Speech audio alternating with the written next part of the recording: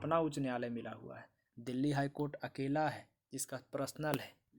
आगे देखिए, लोकहितवादी या जनहित याचिका PIL जो दायर करते हैं, public interest litigation, full form पूछता है लिटिगेशन, एक ऐसी याचिका या जनहित याचिका या लोकहितवादी जिसके माध्यम से पीड़ित व्यक्ति कोई अन्य व्यक्ति या संस्था पीड़ित की ओर से मतलब न्यायालय के समक्ष प्रश्न उठाता है, मतलब ई प्रश्न उठाता है, जो पीड़ित व्यक्ति है उसकी ओर से न्यायालय के समक्ष प्रश्न उठाता है।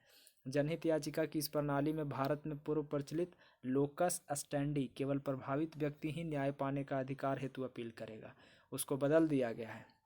पहले था कि जो पीड़ित है वही खाली मतलब इसका अपील करेगा, लेकिन अब स्वतः संज्ञान के मामले में यानी न्यायालय द्वारा या मीडिया रिपोर्ट या सोशल साइट आदि को आधार बना करके भी हम PIL दायर कर सकते हैं। PN भगवती जो पूर्व मुख्य न्यायाधीश सर्वोच्च न्यायालय के थे, उसको भारत में जनहित याचिकाओं का जनक माना जाता है। यानी जनहित याचिका जो दायर अब होता है वो PN भगवती उसका मतलब फादर थे उस टाइम, पूर्व मुख्य न्यायाधीश उसी को मनो मानते हैं। न्यायिक सक्रियता, जुडिशियल एक्टिविज्म, न्यायपालिका द्वारा अपने परंपरागत न्यायिक भूमिका का अतिक्रमण करके विधायिका और कार्यपालिका के कार्यों में दखल देना जुडिशियल एक्टिविज्म कहलाता है। न्यायिक सक्रियता यानी न्यायपालिका द्वारा अपने परंपरागत न्यायिक भूमिका का अतिक्रमण कर विधायिका और कार्यपालिका के कार्य में दखल देना न्यायिक सक्रियता है। जुडिशियल है वो मतलब न्यायिक तो सक्रिय ही है, वो तो अतिक्रमण करवे करेगा। अधीनस्थ न्यायालयों पर नियंत्रण की शक्ति, 235 अनुच्छेद कहता है कि हाई कोर्ट जो है अपने राज्यों के भीतर जितना अधीनस्थ न्यायालय है उनमें से जिला न्यायालय या उनसे नीचे का न्यायालय जो भी है 235 के तहत नियंत्रण एवं विस्तृत शक्ति दिया गया है हाई कोर्ट को 235 के तहत कि अपन अंडर वाला मतलब अधीनस्थ न्यायालय के वो देखे। फिर देखिए, इन शक्तियों और न्यायाधीशों की नियुक्ति की सिफारिश करना, उनके स्थानांतरण, प्रोन्नति, निलंबन का आदेश देना, उनकी वरिष्ठता कम करना, अनिवार्य सेवानिवृत्ति की सिफारिश देने जैसी शक्तियां भी शामिल है। आगे देखते हैं। अब हम लोग देखेंगे उच्च न्यायालय की स्वतंत्रता। उच्च न्यायालय को क्या क्या आज़ादी है। उच्च न्यायालय के न्यायाधीशों की वेतन तथा सभी प्रशासनिक खर्चा जो है वो 229 के तहत राज्य के संचित निधि पर है। जैसे सुप्रीम कोर्ट वाला था वैसे ही ई भी है, लेकिन ये 229 के तहत है। हाई कोर्ट का जो संचित निधि पर है ना वो भार 229 अनुच्छेद के तहत है। राज्य के संचित निधि से इस सब के वेतन मिलता है हाई कोर्ट वालन के न्यायाधीश के। संविधान के अनुच्छेद 220 के तहत उच्च न्यायालय के न्यायाधीश के लिए यह नियम है, 220 अनुच्छेद में है कि हाई कोर्ट के न्यायाधीश वो सेवानिवृत्त के बाद सुप्रीम कोर्ट या उच्च न्यायालयों के अलावा भारत के किसी न्यायालय या अधिकरण में वकालत नहीं कर सकते हैं। यानी मतलब अगर आप हाई कोर्ट के न्यायाधीश से रिटायर हुए हैं तो आप सुप्रीम कोर्ट में ही जाइए या फिर कोई ऐसा कोर्ट में जाइए जो इससे ज़्यादा उच्च न्यायालय हो, वहीं वकालत कीजिएगा। अनुच्छेद 229 के अंतर्गत प्रत्येक उच्च न्यायालय में एक मुख्य न्यायमूर्ति की शक्ति दी गई है। वह न्यायालय के अधिकारियों व सेवकों की नियुक्ति की सेवा शर्तें निर्धारित करेगा। हाँ, अब हाई कोर्ट के जो भी चीफ होता है ना वो मतलब ओरा में अपन न्यायालय में अधिकारी या सेवक की नियुक्ति की सेवा शर्त वही डिसाइड करेगा। अब हम लोग देखेंगे भारत के राज्य और लोकसभा की सीटें और उच्च न्यायालय। इसमें देखिए पहले देखते हैं कि राज्यसभा में सीट यूपी में, लोकसभा में सीट, और बाद फिर उच्च न्यायालय कहाँ है। उत्तर प्रदेश में राज्यसभा में 31 सीट है, लोकसभा में 80 सीट है। और इस उत्तर प्रदेश का उच्च न्यायालय इलाहाबाद और लखनऊ में खंडपीठ है। महाराष्ट्र में राज्यसभा के 19 सीट और लोकसभा के 48 सीट। और महाराष्ट्र में बम्बई मुंबई में है इसका उच्च न्यायालय, और नागपुर औरंगाबाद ये सब खंडपीठ है। नागपुर औरंगाबाद में उसी का छोटा है। पश्चिम बंगाल में 16 सीट है राज्यसभा के और 42 सीट है लोकसभा के। कलकत्ता में इसका उच्च न्यायालय है। आगे देखते हैं बिहार में इसका 16 सीट है राज्यसभा में, 40 सीट है लोकसभा में। पटना में इसका न्यायालय है उच्च न्यायालय। तमिलनाडु में 18 सीट है राज्यसभा में और लोकसभा में 39 सीट है। तमिलनाडु में 39 और 18 है, 18 को राज्यसभा में है ना। मद्रास में इसका मतलब उच्च न्यायालय है। मध्य प्रदेश में 11 सीट है राज्यसभा के और लोकसभा के 29 सीट है। मध्य प्रदेश के जबलपुर में इसका मेन पीठ है और इंदौर ग्वालियर में खंडपीठ है, यानी जबलपुर में इसका मध्य प्रदेश में है उच्च न्यायालय।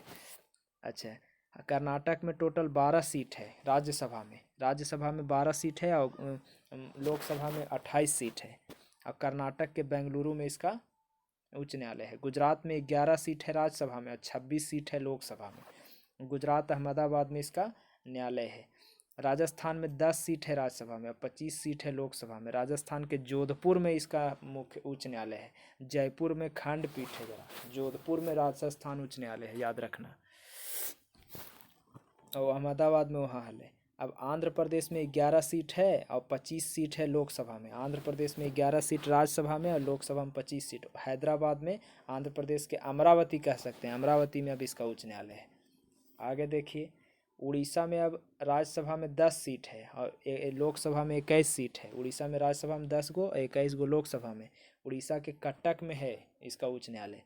केरल में 9 सीट है राज्यसभा में और 20 सीट है लोकसभा में। केरल में 9 सीट राज्यसभा और 20 सीट लोकसभा में। केरल के एर्नाकुलम में इसका मतलब उच्च न्यायालय है, केरल के एर्नाकुलम में पड़ता है, उड़ीसा के कटक में था। तेलंगाना में 7 सीट राज्यसभा के और 17 गो लोकसभा के, 7 और 17 यानी 10 गो के डिफरेंस है। हैदराबाद में इसका उच्च न्यायालय है। झारखंड में 6 गो राज्यसभा में है और 14 गो है लोकसभा में। 6 गो राज्यसभा में और 14 गो लोकसभा में। झारखंड रांची में इसका उच्च न्यायालय है। असम में 7 गो राज्यसभा और 14 गो लोकसभा, यानी दुगुना। असम में 7 गो 14 गो। गुवाहाटी में इसका उच्च न्यायालय है। पंजाब में 7 गो राज्यसभा और 13 गो है लोकसभा।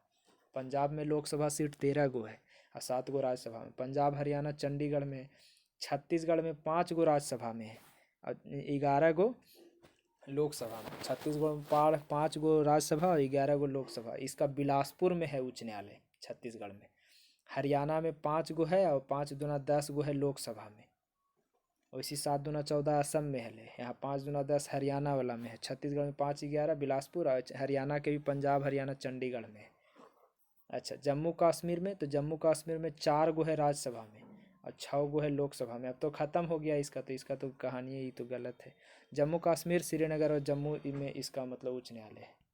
अब आगे देखते हैं उत्तराखंड में, तो उत्तराखंड में राज्यसभा में 3 गो और लोकसभा में 5 गो। उत्तराखंड जो यूपी से अलग हुआ है, और हम राज्यसभा 3 गो और लोकसभा 5 गो। उत्तराखंड के नैनीताल में है उसका, उत्तराखंड में नैनीताल में हाई कोर्ट है। हिमाचल प्रदेश में तो 3 गो राज्यसभा में हिमाचल प्रदेश में भी और 4 गो लोकसभा है हिमाचल प्रदेश में, जयराम ठाकुर वाला में है। हिमाचल प्रदेश के शिमला में है हाई कोर्ट। हिमाचल प्रदेश का हाई कोर्ट कहाँ है? शिमला में है। अरुणाचल प्रदेश में एक गो अब है। अरुणाचल प्रदेश, गोवा, मेघालय, मणिपुर, त्रिपुरा, नागालैंड, सिक्किम, मिजोरम, इस सब में अब लोकसभा के एक सीट है। यहीं से अरुणाचल गोवा से, अरुणाचल, गोवा, मेघालय, मणिपुर, त्रिपुरा, नागालैंड, सिक्किम, मिजोरम में एक गो लोकसभा में। राज्यसभा में सबके एक गो है, गलती हो रहा था। राज्यसभा में सबके एक गो है। और लोकसभा देखिए कहाँ, लोकसभा अरुणाचल में भी 2 गो है, गोवा में भी 2 गो है, मेघालय में भी 2 गो है, मणिपुर में भी 2 गो है, त्रिपुरा में भी 2 गो है। खाली नागालैंड, सिक्किम और मिजोरम, मिनसी या नासमी ये तीनों में एक गो है लोकसभा के। नागालैंड, सिक्किम और मिजोरम में। ये सब के अथी देख लीजिए। एक अरुणाचल के अरुणाचल प्रदेश के गुवाहाटी में है, ईटानगर होना चाहिए। ओहो, अरुणाचल प्रदेश का गुवाहाटी पड़ता है, ईटानगर में खंडपीठ है। अच्छा, गोवा में बम्बई में है, गोवा का मतलब बम्बई हाई कोर्ट के अंतर्गत आता है। मेघालय का मेघालय शिलोंग में है। मणिपुर का मणिपुर इम्फाल में है। त्रिपुरा का अगरतला में है। नागालैंड का, तो नागालैंड का भी आना पड़ता है गुवाहाटी में, कोहिमा में जो है वो खंडपीठ है। सिक्किम का, तो सिक्किम गंगटोक में है। अब मिजोरम का गुवाहाटी में आइजोल में खंडपीठ है। अब केंद्र शासित प्रदेश देख लिए, तो केंद्र शासित प्रदेश में खाली दिल्ली में है राज्यसभा सीट 3 गो और पुदुचेरी में राज्यसभा सीट 1 गो। और दिल्ली में लोकसभा के सीट 7 गो और पुदुचेरी में तो दोनों में 1 गो है। और बाकी बात राज्यसभा के सीट नहीं है केंद्र शासित प्रदेश में, बाकी सब लोकसभा में 1 सीट है। एहो एगो अंडमान निकोबार में 1 गो, चंडीगढ़ 1 गो, दादर नगर हवेली 1 गो, दमन दीव 1 गो, लक्षद्वीप भी 1 गो। तो अंडमान निकोबार कलकत्ता में आता है सब।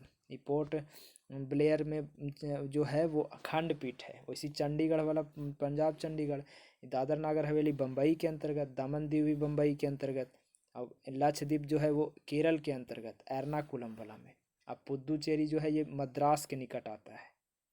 और दिल्ली वाला तो खुद हाई कोर्ट है दिल्ली, याद रखिएगा। ये वो खाली इसने यही है कि दिल्ली का खुद का हाई कोर्ट है, मद्रास चेन्नई आना पड़ता है, तो ठीक है।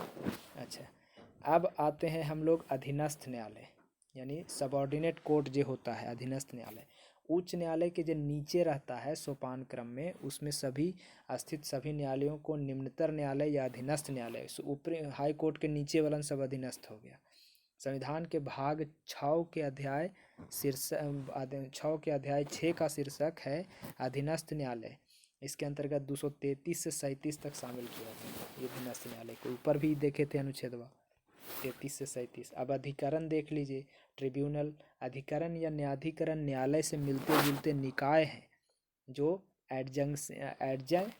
एडजस्टिकेशन करते हैं, यानी न्याय निर्णयन करते हैं। सामान्यतः अधिकरण किसी विशेष विभाग से जुड़ी शिकायत या अर्धन्यायिक विवाद, क्वासी जुडिशियल डिस्प्यूट का समाधान के लिए बनाया जाता है। अधिकरण जो है वो किसी अर्धन्यायिक विवाद के समाधान के लिए बनता है। सभी न्यायालय अधिकरण होते हैं क्योंकि उनके पास अधिकरण को प्राप्त सभी शक्तियां होती है, किंतु सभी अधिकरण न्यायालय नहीं होते। सभी न्यायालय अधिकरण है लेकिन सभी अधिकरण न्यायालय नहीं है। ये न्यायालय से मिलते जुलते निकाय मतलब न्याय निर्णयन देता है ट्रिब्यूनल, याद रखिएगा। अब हम लोग देखेंगे संवैधानिक प्रावधान। मूल संविधान में अधिकरण से संबंधी कोई प्रावधान नहीं है। 42वां संशोधन हुआ 1976 में। इसमें एक नया भाग जोड़ा गया, भाग 14 के क, जिसमें 2 अनुच्छेद 323 के क और 323 के ख शामिल किया गया। 323 के क का संबंध प्रशासनिक अधिकरण से है और 323 के ख का संबंध अन्य विषयों से संबंधित अधिकरण से है। यानी प्रशासनिक अधिकरण कहेगा तो 323 के क, और प्रशासनिक अधिकरण के अलावा कहेगा अधिकरण तो 323 के ख से है, याद रखिएगा। ये 42वां के तहत जोड़ा गया। मूल संविधान में नहीं था लेकिन अब संविधान में जोड़ देवल गया है। आगे देखते हैं न्यायपालिका में नवाचार, यानी लोक अदालत क्या होता है। इसका अर्थ है लोगों का न्यायालय। लोक अदालत माने लोगों का न्यायालय। यह एक ऐसा मंच है जहां विवादों को आपसी सहमति या दोनों पक्षों में समझौता करा के उसे डिक्री घोषित किया जाता है, और सिविल अदालत की मान्यता प्राप्त है इसको, लोक अदालत को। लेकिन समनीय प्रवृत्ति आपराधिक मामले का निराकरण किया जाता है। यानी समनीय प्रवृत्ति या आपराधिक मामला का निराकरण उसमें नहीं होगा। उसमें इसकी अध्यक्षता एक न्यायाधीश जो प्रायः सेवानिवृत्त होता है ना, वो अध्यक्षता कर रहा होता है, और कोई कोर्ट फीस नहीं होता है। कोर्ट का कोई फीस नहीं होता है लोक अदालत में। लोक अदालत द्वारा दिया गया प्रत्येक न्याय निर्णय अंतिम होगा, और 226 अनुच्छेद के तहत उच्च न्यायालय के में इसके फैसले के खिलाफ अपील नहीं किया जा सकता है। बताइए, लोक अदालत वाला भी फैसला भी आप उसमें नहीं मतलब उच्च न्यायालय के अपील नहीं कर सकते हैं ओकर फैसला को 226 के तहत। ओकरा में कैसे अपील करमी यार। इसमें तुमको एगो न्यायाधीश जो रिटायर्ड था उससे तुम मतलब ले रहा है, कोई फीस नहीं दिया है। अब परिवार न्यायालय वो 1984 है। ये राज्य सरकार द्वारा उच्च न्यायालय से सलाह लेकर 10 लाख से अधिक आबादी वाला शहर होता है ना, उसमें पारिवारिक विवाद जैसे तलाक, पारिवारिक झगड़ा, नाबालिग बच्चा, ये सब के लिए अलगे बना दिया है। नहीं तो कोर्ट में केस पर केस भर जाएगा। इसके निपटान के लिए इसकी स्थापना की जा सकती है परिवार न्यायालय का। 10 लाख से ज़्यादा आबादी वाले शहर में परिवार न्यायालय भी बन जाए 1984। अब ग्राम न्यायालय एगो होता है। ग्राम न्यायालय 2 अक्टूबर 2009 से काम कर रहा है। ग्राम न्यायालय के अंतर्गत 2 वर्षों से अधिकतम सजा आपराधिक व अन्य सिविल मामलों का निपटारा होता है। मतलब 2 साल से अधिकतम सजा वाले अगर मतलब कोई आपराधिक काम है या सिविल मामला का निपटारा रहेगा तब भी अधिकतम 2 साल तक के। ओकरा से ज़्यादा वाला सजा वाला बात रहेगा तो वो नहीं करेगा। 2 अक्टूबर 2009 से काम कर रहा है। ग्राम न्यायालय में प्रथम श्रेणी के मजिस्ट्रेट स्तर के न्यायाधीश की नियुक्ति राज्य सरकार के उच्च न्यायालय के परामर्श से होता है। ग्राम न्यायालय में जो प्रथम श्रेणी का मजिस्ट्रेट स्तर का जो न्यायाधीश बनता है वो राज्य सरकार के हाई कोर्ट के परामर्श से बनता है। आगे देखिए मोबाइल कोर्ट क्या होता है। मोबाइल कोर्ट एक वाहन के भीतर कार्य करता है। वाहन के भीतर न्यायालय का आवश्यक ढांचा उपलब्ध होता है और गाड़ी के अंदर इससे पहियों पर न्याय यानी जस्टिस ऑफ व्हील्स भी बोलते हैं। मोबाइल कोर्ट नहीं, वो गाड़ी वाला कोर्ट कहिए। 2007 में मेवात हरियाणा में प्रथम मोबाइल कोर्ट की स्थापना किया गया था। पहला मोबाइल कोर्ट की स्थापना हरियाणा में। इसकी अवधारणा का जनक कौन है? तो भूतपूर्व राष्ट्रपति APJ अब्दुल कलाम है। मोबाइल कोर्ट एक गाड़ी के भीतर कार्य होता है। नाम मोबाइल है लेकिन वो कोई गाड़ी के अंदर है, वो मोबाइल नहीं, वो गाड़ी है। अब मोबाइल कोर्ट की अवधारणा कौन दिया है? तो अब्दुल कलाम, APJ अब्दुल कलाम वैज्ञानिक थे, वो दिए हैं, राष्ट्रपति भी रहे हैं। फास्ट कोर्ट ट्रैक 11वें वित्त आयोग के सिफारिश पर लंबित मामला, विशेषतः आपराधिक प्रकृति के लंबित मामला को तेजी से निपटाने के लिए इनका गठन किया गया है कि ताकि मतलब कोई आपराधिक मामला है वो बहुत लंबा दिन से खींचा ला रहा है तो उसको फास्ट ट्रैक कोर्ट के तहत जल्दी उसको निपटारा किया जा सके।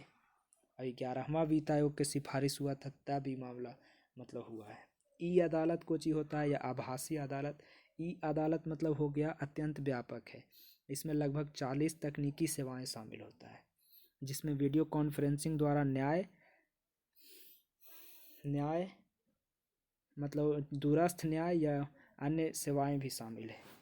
मतलब इसमें है कि ई अदालत यानी इलेक्ट्रॉनिक, इसमें तकनीकी सेवा शामिल है। वीडियो कॉन्फ्रेंसिंग के जरिए आपको न्याय मिल जाएगा ई अदालत या आभासी अदालत में। अब उपभोक्ता अदालत होता है। उपभोक्ता अदालत, इसका उद्देश्य उपभोक्ता के शिकायत और विवादों का निपटारा करना या उनका शोषण रोकना है। कोई उपभोक्ता जैसे दुकानदार ग्राहक को कोई सता रहा है, ग्राहक माने उपभोक्ता, उसको सता रहा है तो उसके लिए उपभोक्ता अदालत है। हरित अधिकरण, राष्ट्रीय हरित अधिकरण अधिनियम 2010, इसको NGT बोलते हैं। NGT 2010 के द्वारा पर्यावरण से जुड़ी जो भी समस्या के निराकरण हेतु गठन किया गया है। इसका मुख्यालय नई दिल्ली में है। NGT के मुख्यालय कहाँ है? नई दिल्ली में है। भोपाल, पुणे, कोलकाता और चेन्नई में भी इसका पीठ है, लेकिन मुख्यालय नई दिल्ली में है। भोपाल में भी हरित अधिकरण है, पुणे में भी है, कोलकाता में भी है और चेन्नई में भी है, लेकिन मुख्यालय नई दिल्ली में है। NGT 2010। आगे देखते हैं, दलील या सौदेबाजी या प्ली बार्गेनिंग। दलील सौदेबाजी के तहत किसी आपराधिक मामला में अभियुक्त इस शर्त पर अपना अपराध कबूल करता है कि उसने निर्धारित से कम सज़ा दिया जाएगा। जैसे मतलब दलील या सौदेबाजी या प्ली बार्गेनिंग हो गया ना कि अगर आप अपना जुर्म खुद कबूलते हैं तो आपको सज़ा कम कर दिया जाएगा ना। अब देखते हैं फिल्म में वही वाला बात है। यह समझौता बचाव पक्ष और अभियोजन पक्ष के बीच में होता है, याद रखिएगा। दलील सौदेबाजी है ये ही। अब हम लोग देखेंगे पंचायती राज। पंचायती राज अब देखेंगे। चलिए देखिए, पंचायती राज में क्या है कि 1882 में लॉर्ड रिपन स्थानीय स्वशासन संबंधी प्रस्ताव दिया था। भारतीय स्थानीय स्वशासन संस्था इतिहास में मैग्ना कार्टा उसी को बोलते हैं। इस प्रस्ताव के तहत रिपन नगरीय स्थानीय संस्थाओं के साथ ग्राम पंचायत, न्याय पंचायत, जिला स्तर पर जिला बोर्ड के गठन का प्रस्ताव रखा था। अब उसी को देखिए आगे हम लोग क्या किए हैं। संविधान लागू होने के बाद का विकास यात्रा अब देखिए। 2 अक्टूबर 1952 को 55 विकास खंडों में सामुदायिक विकास कार्यक्रम की शुरुआत किया गया था। सामुदायिक विकास कार्यक्रम कब शुरू किया गया था? 1952 में, याद रखिएगा, गड़बड़ाइएगा नहीं। एगो दूसरा है पंचायती राज होने, ये 2 अक्टूबर 1952 है। 55 विकास खंड में सामुदायिक विकास कार्यक्रम शुरू हुआ था। इस कार्यक्रम के मूल्यांकन के लिए बलवंत राय मेहता समिति था। बलवंत राय मेहता को ही पंचायती राज व्यवस्था का शिल्पी या वास्तुकार अब हम लोग बोलते हैं। इस समिति में सामुदायिक विकास कार्यक्रमों में अपेक्षित सफलता नहीं मिल पाने के कारण, सामुदायिक विकास कार्यक्रम में अगर सफलता नहीं मिला तो इसका मूल कारण था कि जन सहभागिता की उपेक्षा को माना और सुझाव दिया। जन सहभागिता को सुनिश्चित करने का सबसे ठोस तरीका पंचायती राज ही हो सकता है।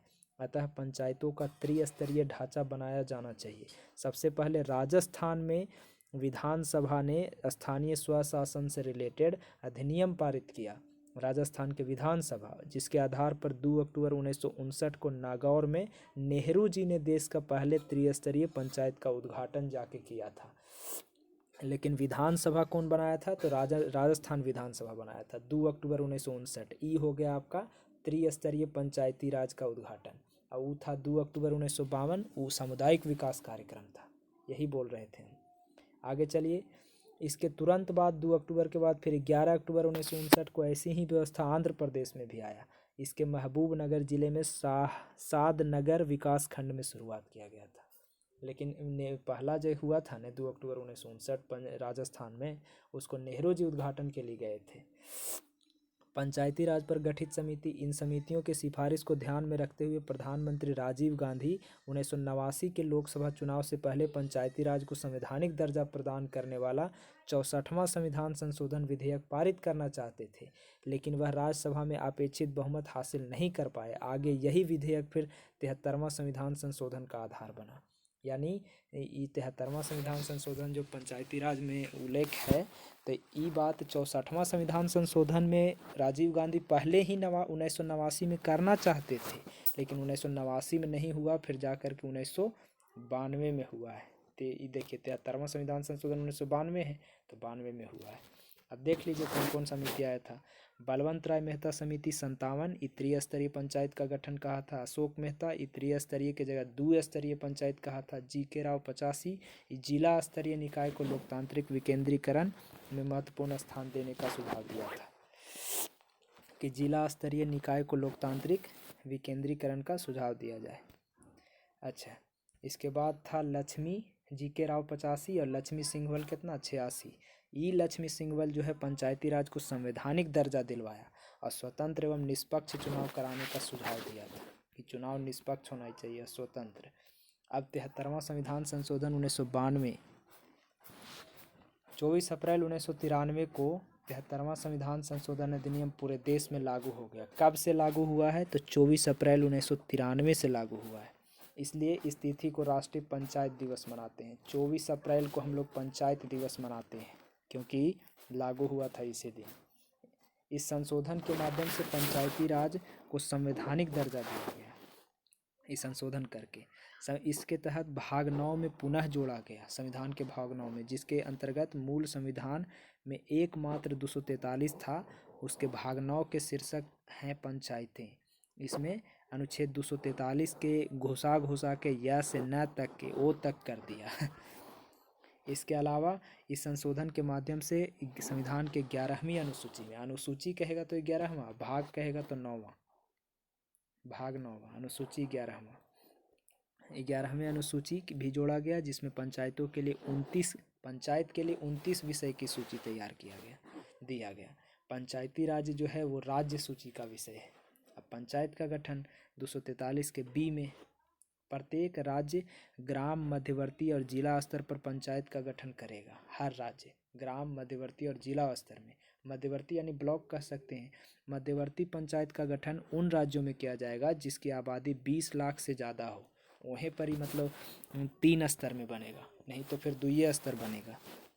20 लाख से आबादी ज़्यादा होना चाहिए, तब वही पंचायतों का गठन अनुच्छेद 243 के बी में है।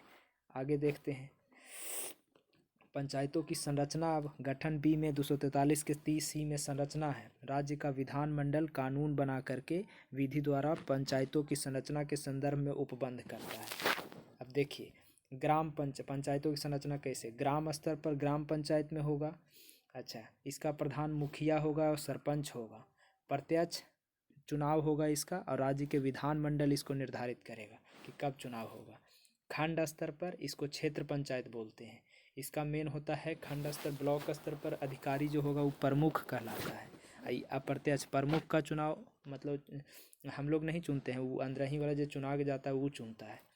जिला स्तर, ये जिला पंचायत संरचना है इसका, और इसके अध्यक्ष जो होता है जिला स्तर पर चेयरमैन होता है या अध्यक्ष होता है, और इसका भी अप्रत्यक्ष जो चुन के जाता है वही चुनता है।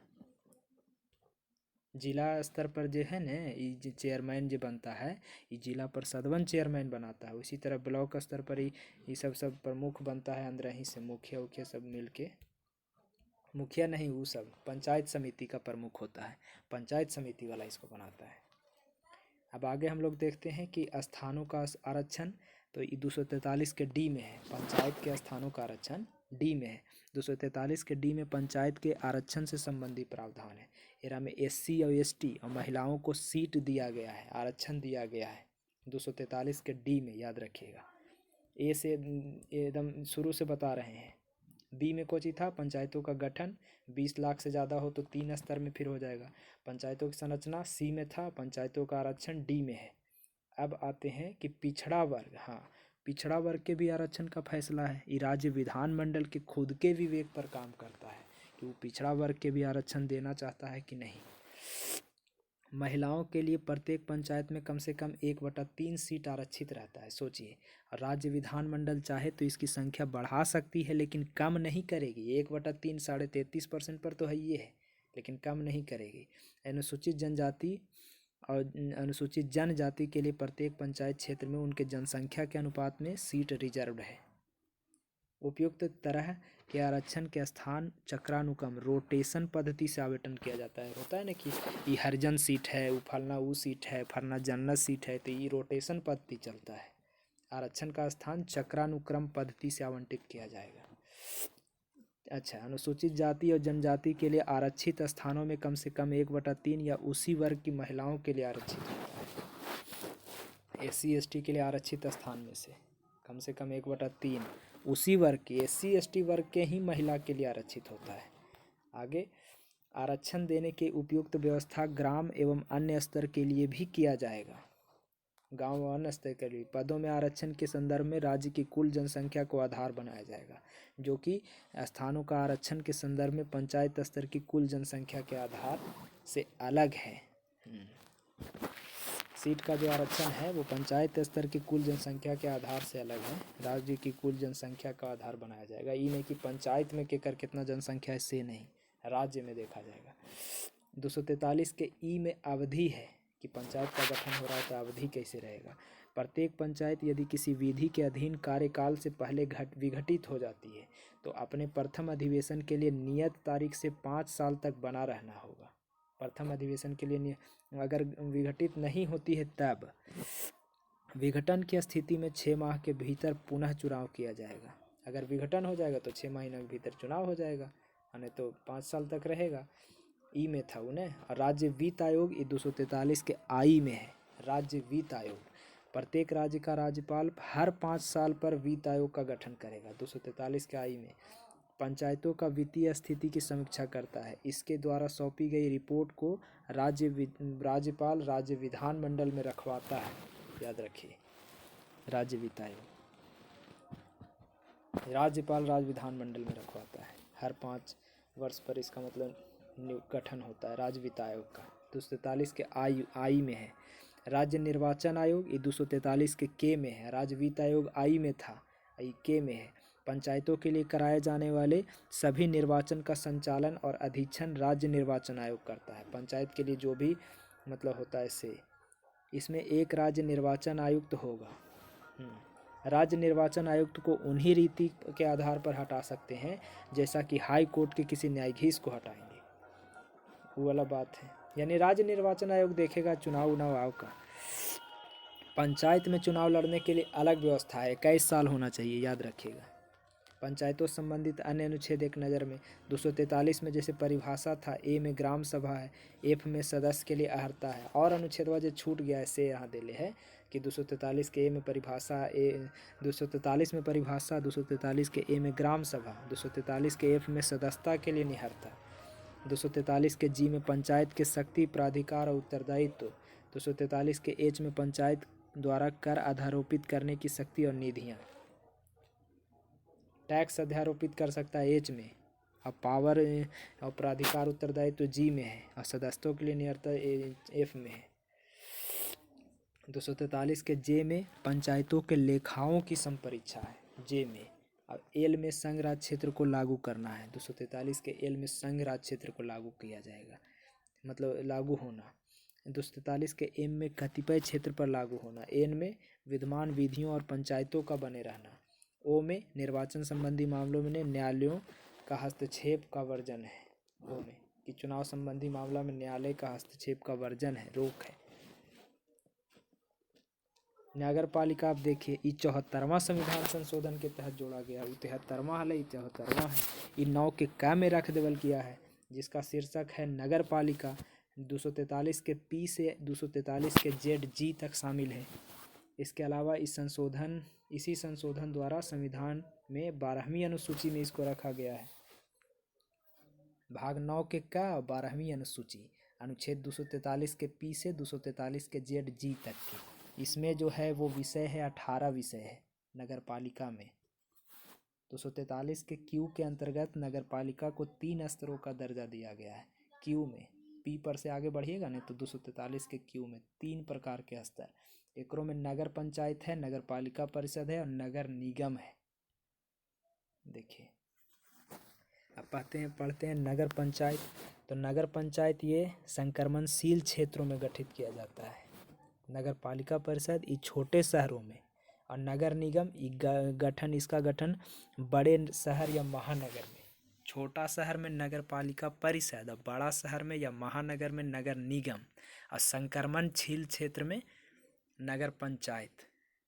गांव नहीं ना बोल सकते हैं, गांव तो हो जाएगा फिर पंचायत हो जाएगा वो, इसलिए संक्रमणशील क्षेत्र में नगर पंचायत है। आगे देखते हैं भारतीय संविधान के अनुच्छेद 243 के जेड जे के अनुसार सहकारी समिति के निदेशकों की अधिकतम आयु 21 साल हो सकता है। सहकारी समिति के भी निदेशक है, उसको भी 21 साल होता है। नगर पालिका से संबंधित अनुच्छेद अब देखते हैं। 243 के पी में परिभाषा है, क्यू में गठन है नगर का पालिका का, आर में नगर पालिका के संरचना है, एस में वार्ड समिति आदि का गठन और उसका संरचना है, टी में स्थानों का आरक्षण है, यू में नगर पालिका की अवधि है, भी में सदस्यता के लिए निहरता है, डब्ल्यू में नगर पालिका की शक्तियाँ और प्राधिकार उत्तरदायित्व है, एक्स में नगर पालिका द्वारा कर अध्यारोपित करने की शक्ति और निधि है, वाई में वित्त आयोग है, 243 के जेड में नगर पालिका के लेखाओं की संपरीक्षा है, 243 के जेड के ए में फिर जेड से देखिए जेड ए फिर शुरू हो गया। नगर पालिका के लिए निर्वाचन है, जेड ए में संघराज क्षेत्र के लिए लागू होना, जेड बी में, जेड सी में कतिपय क्षेत्र का लागू होना, जेड डी में जिला नियोजन की समिति है, जेड ई में महानगर योजना के लिए समिति है, जेड ई में 243 के, और जेड एफ में है विद्यमान विधियों और नगर पालिकों का बना रहना जेड एफ में, और जेड जी में निर्वाचन संबंधी मामला में न्यायालय का हस्तक्षेप का वर्जन है। जेड जी में लास्ट अनुच्छेद में वही रहबे करता है।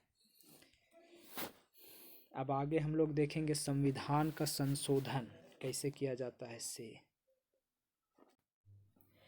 इसमें देखिए संविधान संशोधन में पहले हम लोग देख लेते हैं साधारण बहुमत वाला कौन कौन आता है। तो इसमें ऐसे संशोधन जो दोनों सदनों में उपस्थित मत देने वाले सदस्यों के आधे से अधिक सहमति खली हो जाए, बस इसी को बोलते हैं साधारण बहुमत। ऐसा उपबंध में संविधान संशोधन के अंतर्गत नहीं माना जाता और धन विधेयक भी नहीं आता है। हाँ, जैसे राज्यों का निर्माण करना हो तो साधारण विधेयक, नाम क्षेत्र परिवर्तन करना हो तो ये सब साधारण। आगे देखते हैं विशेष बहुमत से कैसन कैसन होना चाहिए। तो जिन उपबंधों का संबंध भारत के संघीय ढांचा से जुड़ा है या उन्हें छोड़कर 368 के अंतर्गत संशोधन माने जाने वाले शेष सारे उपबंध इस वर्ग में शामिल है। यानी अनुच्छेद 367 यानी अनुच्छेद 367 के अंतर्गत संशोधन माने जाता है ना जो संविधान संशोधन, उसा बेरा में आ जाएगा। इसमें विधेयक को सदन की कुल संख्या का बहुमत हासिल होना चाहिए। प्रत्येक सदन में उस विधेयक को उपस्थित मतदान करने वाले सदस्यों में से कम 2/3 समर्थन, उसी को विशेष बहुमत कहते हैं। आगे देखिए, अब संसद के विशेष बहुमत के साथ साथ कम से कम आधे राज्यों के विधानमंडल का भी होना चाहिए ऐसा। तो जीएसटी ऐसी पास हुआ था। अब इसको में देख लीजिए, इस प्रकार के संशोधन जो है संघात्मक ढांचे का होना चाहिए। ढांचा जिसमें मतलब कि केंद्र के साथ साथ राज्यों का भी होना चाहिए। इसमें 368 के 2 के अनुसार दोनों सदनों के विशेष बहुमत से भी पारित हो और कम से कम आधे राज्य के विधानमंडल द्वारा इस आशय का संकल्प पारित करके उसके अनुसमर्थन दिया जाए। जैसे कि 54, 55, 73, 162 और 241 में किया जाने वाला संशोधन इसी में आवेगा, सब याद रखिएगा। फिर संविधान संशोधन की शक्ति पर लागू सीमाएं मतलब संविधान संशोधन की शक्ति पर, जैसे मतलब कुछ सीमा कोई मामला आया था शंकरी बनाम प्रसाद भारत संघ, तो इसमें 368 का प्रयोग करते हुए संविधान संशोधन किया जाता है, तो वह 13(2) के अधीन कानून नहीं माना जाएगा, ऐसा बोला है ही। फिर सज्जन सिंह बनाम आया था राजस्थान राज्य, इसमें 168 के अधीन संसद मूल अधिकार में संशोधन कर सकती है। गोलकनाथ बनाम पंजाब राज्य 67 में, तो ई 368 के अधिकार मूल अधिकार छीन या उसका कम कर सकता है मूल अधिकार को। केशवानंद भारती बनाम केरल राज्य 24 अप्रैल 1973, इसके अधीन 368 के अधीन बिना संविधान के आधारभूत ढांचे का उल्लंघन या अतिक्रमण मूल अधिकारों या किसी अन्य भागों में संशोधन कर सकती है। मिनर्वा मिल्स बनाम संघ भारत संघ 1980, इसमें 42वां संशोधन में 368 में जोड़ा गया जो खंड 4(5) है उसको अवैध घोषित कर दिया। न्यायिक पुनरीक्षण संविधान को आधारभूत मतलब लक्षण माना। और केशवानंद मतलब बामन राव बनाम भारत संघ 1981, केशवानंद भारती केस की तिथि के बाद 9वीं अनुसूची में जोड़े गए किसी भी अधिनियम को संविधान के आधारभूत ढांचे से आधार पर समीक्षा या खारिज किया जा सकता है। आधारभूत ढांचा शब्द ला करके न्यायालय पावरफुल हो गया। अब संविधान संशोधन देखेंगे, कौन सा संशोधन कब हुआ। आप देखिए, अब खाली संविधान संशोधन है और उसके बाद कैग के बारे में थोड़ा सा चर्चा है, फिर आ जाएंगे हम लोग, खत्म हो जाएगा। पहले संविधान संशोधन अब देख लेते हैं। तो पहला संविधान संशोधन किस लिए हुआ था, 1951 में हुआ था। चंपक राय द्विराजन बनाम मद्रास राज्य, सुप्रीम कोर्ट द्वारा अवैध घोषित किए जा पिछड़े वर्गों के आरक्षण को वैध करना, यानी सुप्रीम कोर्ट द्वारा सुप्रीम कोर्ट अवैध घोषित कर दिया था पिछड़े वर्गों का आरक्षण, उसको वैध करना व संपत्ति के अधिकार को सीमित कर भूमि सुधारों की न्यायिक समीक्षा से मुक्त करने के लिए 9वीं अनुसूची में जोड़ा गया है। याद रखिएगा, संपत्ति के अधिकार को सीमित कर भूमि सुधार को न्यायिक समीक्षा से मुक्त करने के लिए 9वीं अनुसूची में रखा गया है। और फिर मतलब ये भी याद रखिएगा कि पिछड़े वर्ग का आरक्षण जो अवैध था उसको वैध भी किया था पहला संविधान संशोधन में। अब पहला के बाद 7वां संशोधन इम्पॉर्टेंट है, तो 7वां संशोधन ही राज्यों के पुनर्गठन जो 4 श्रेणी में बटा हुआ था उसको समाप्त करके उन्हें राज्य और केंद्र शासित प्रदेश में बांट दिया। 7वां संशोधन 1956 वाला। 10वां संशोधन दादर नागर हवेली को भारत संघ में शामिल किया गया 1961 में। 12वां संशोधन गोवा और दमन दीव को भारत में शामिल किया गया। 10वां में दादर नागर और 12वां में गोवा दमन दीव। 24वां संशोधन तो राष्ट्रपति अनुच्छेद 368 के तहत पारित किए गए संविधान संशोधन विधेयक पर अनुमति देने के लिए बाध्य होगा। हाँ, 24वां संशोधन में कहा गया कि अगर संविधान संशोधन विधेयक पर राष्ट्रपति को बाध्य है उसको देना ही पड़ेगा अनुमति। 24वां संशोधन 1971 के तहत। 25वां संशोधन इसमें 1971 मूल अधिकार जैसे 14, 19 और 31 ये तीनों के उल्लंघन के आधार पर कानून को अवैध नहीं माना जाएगा।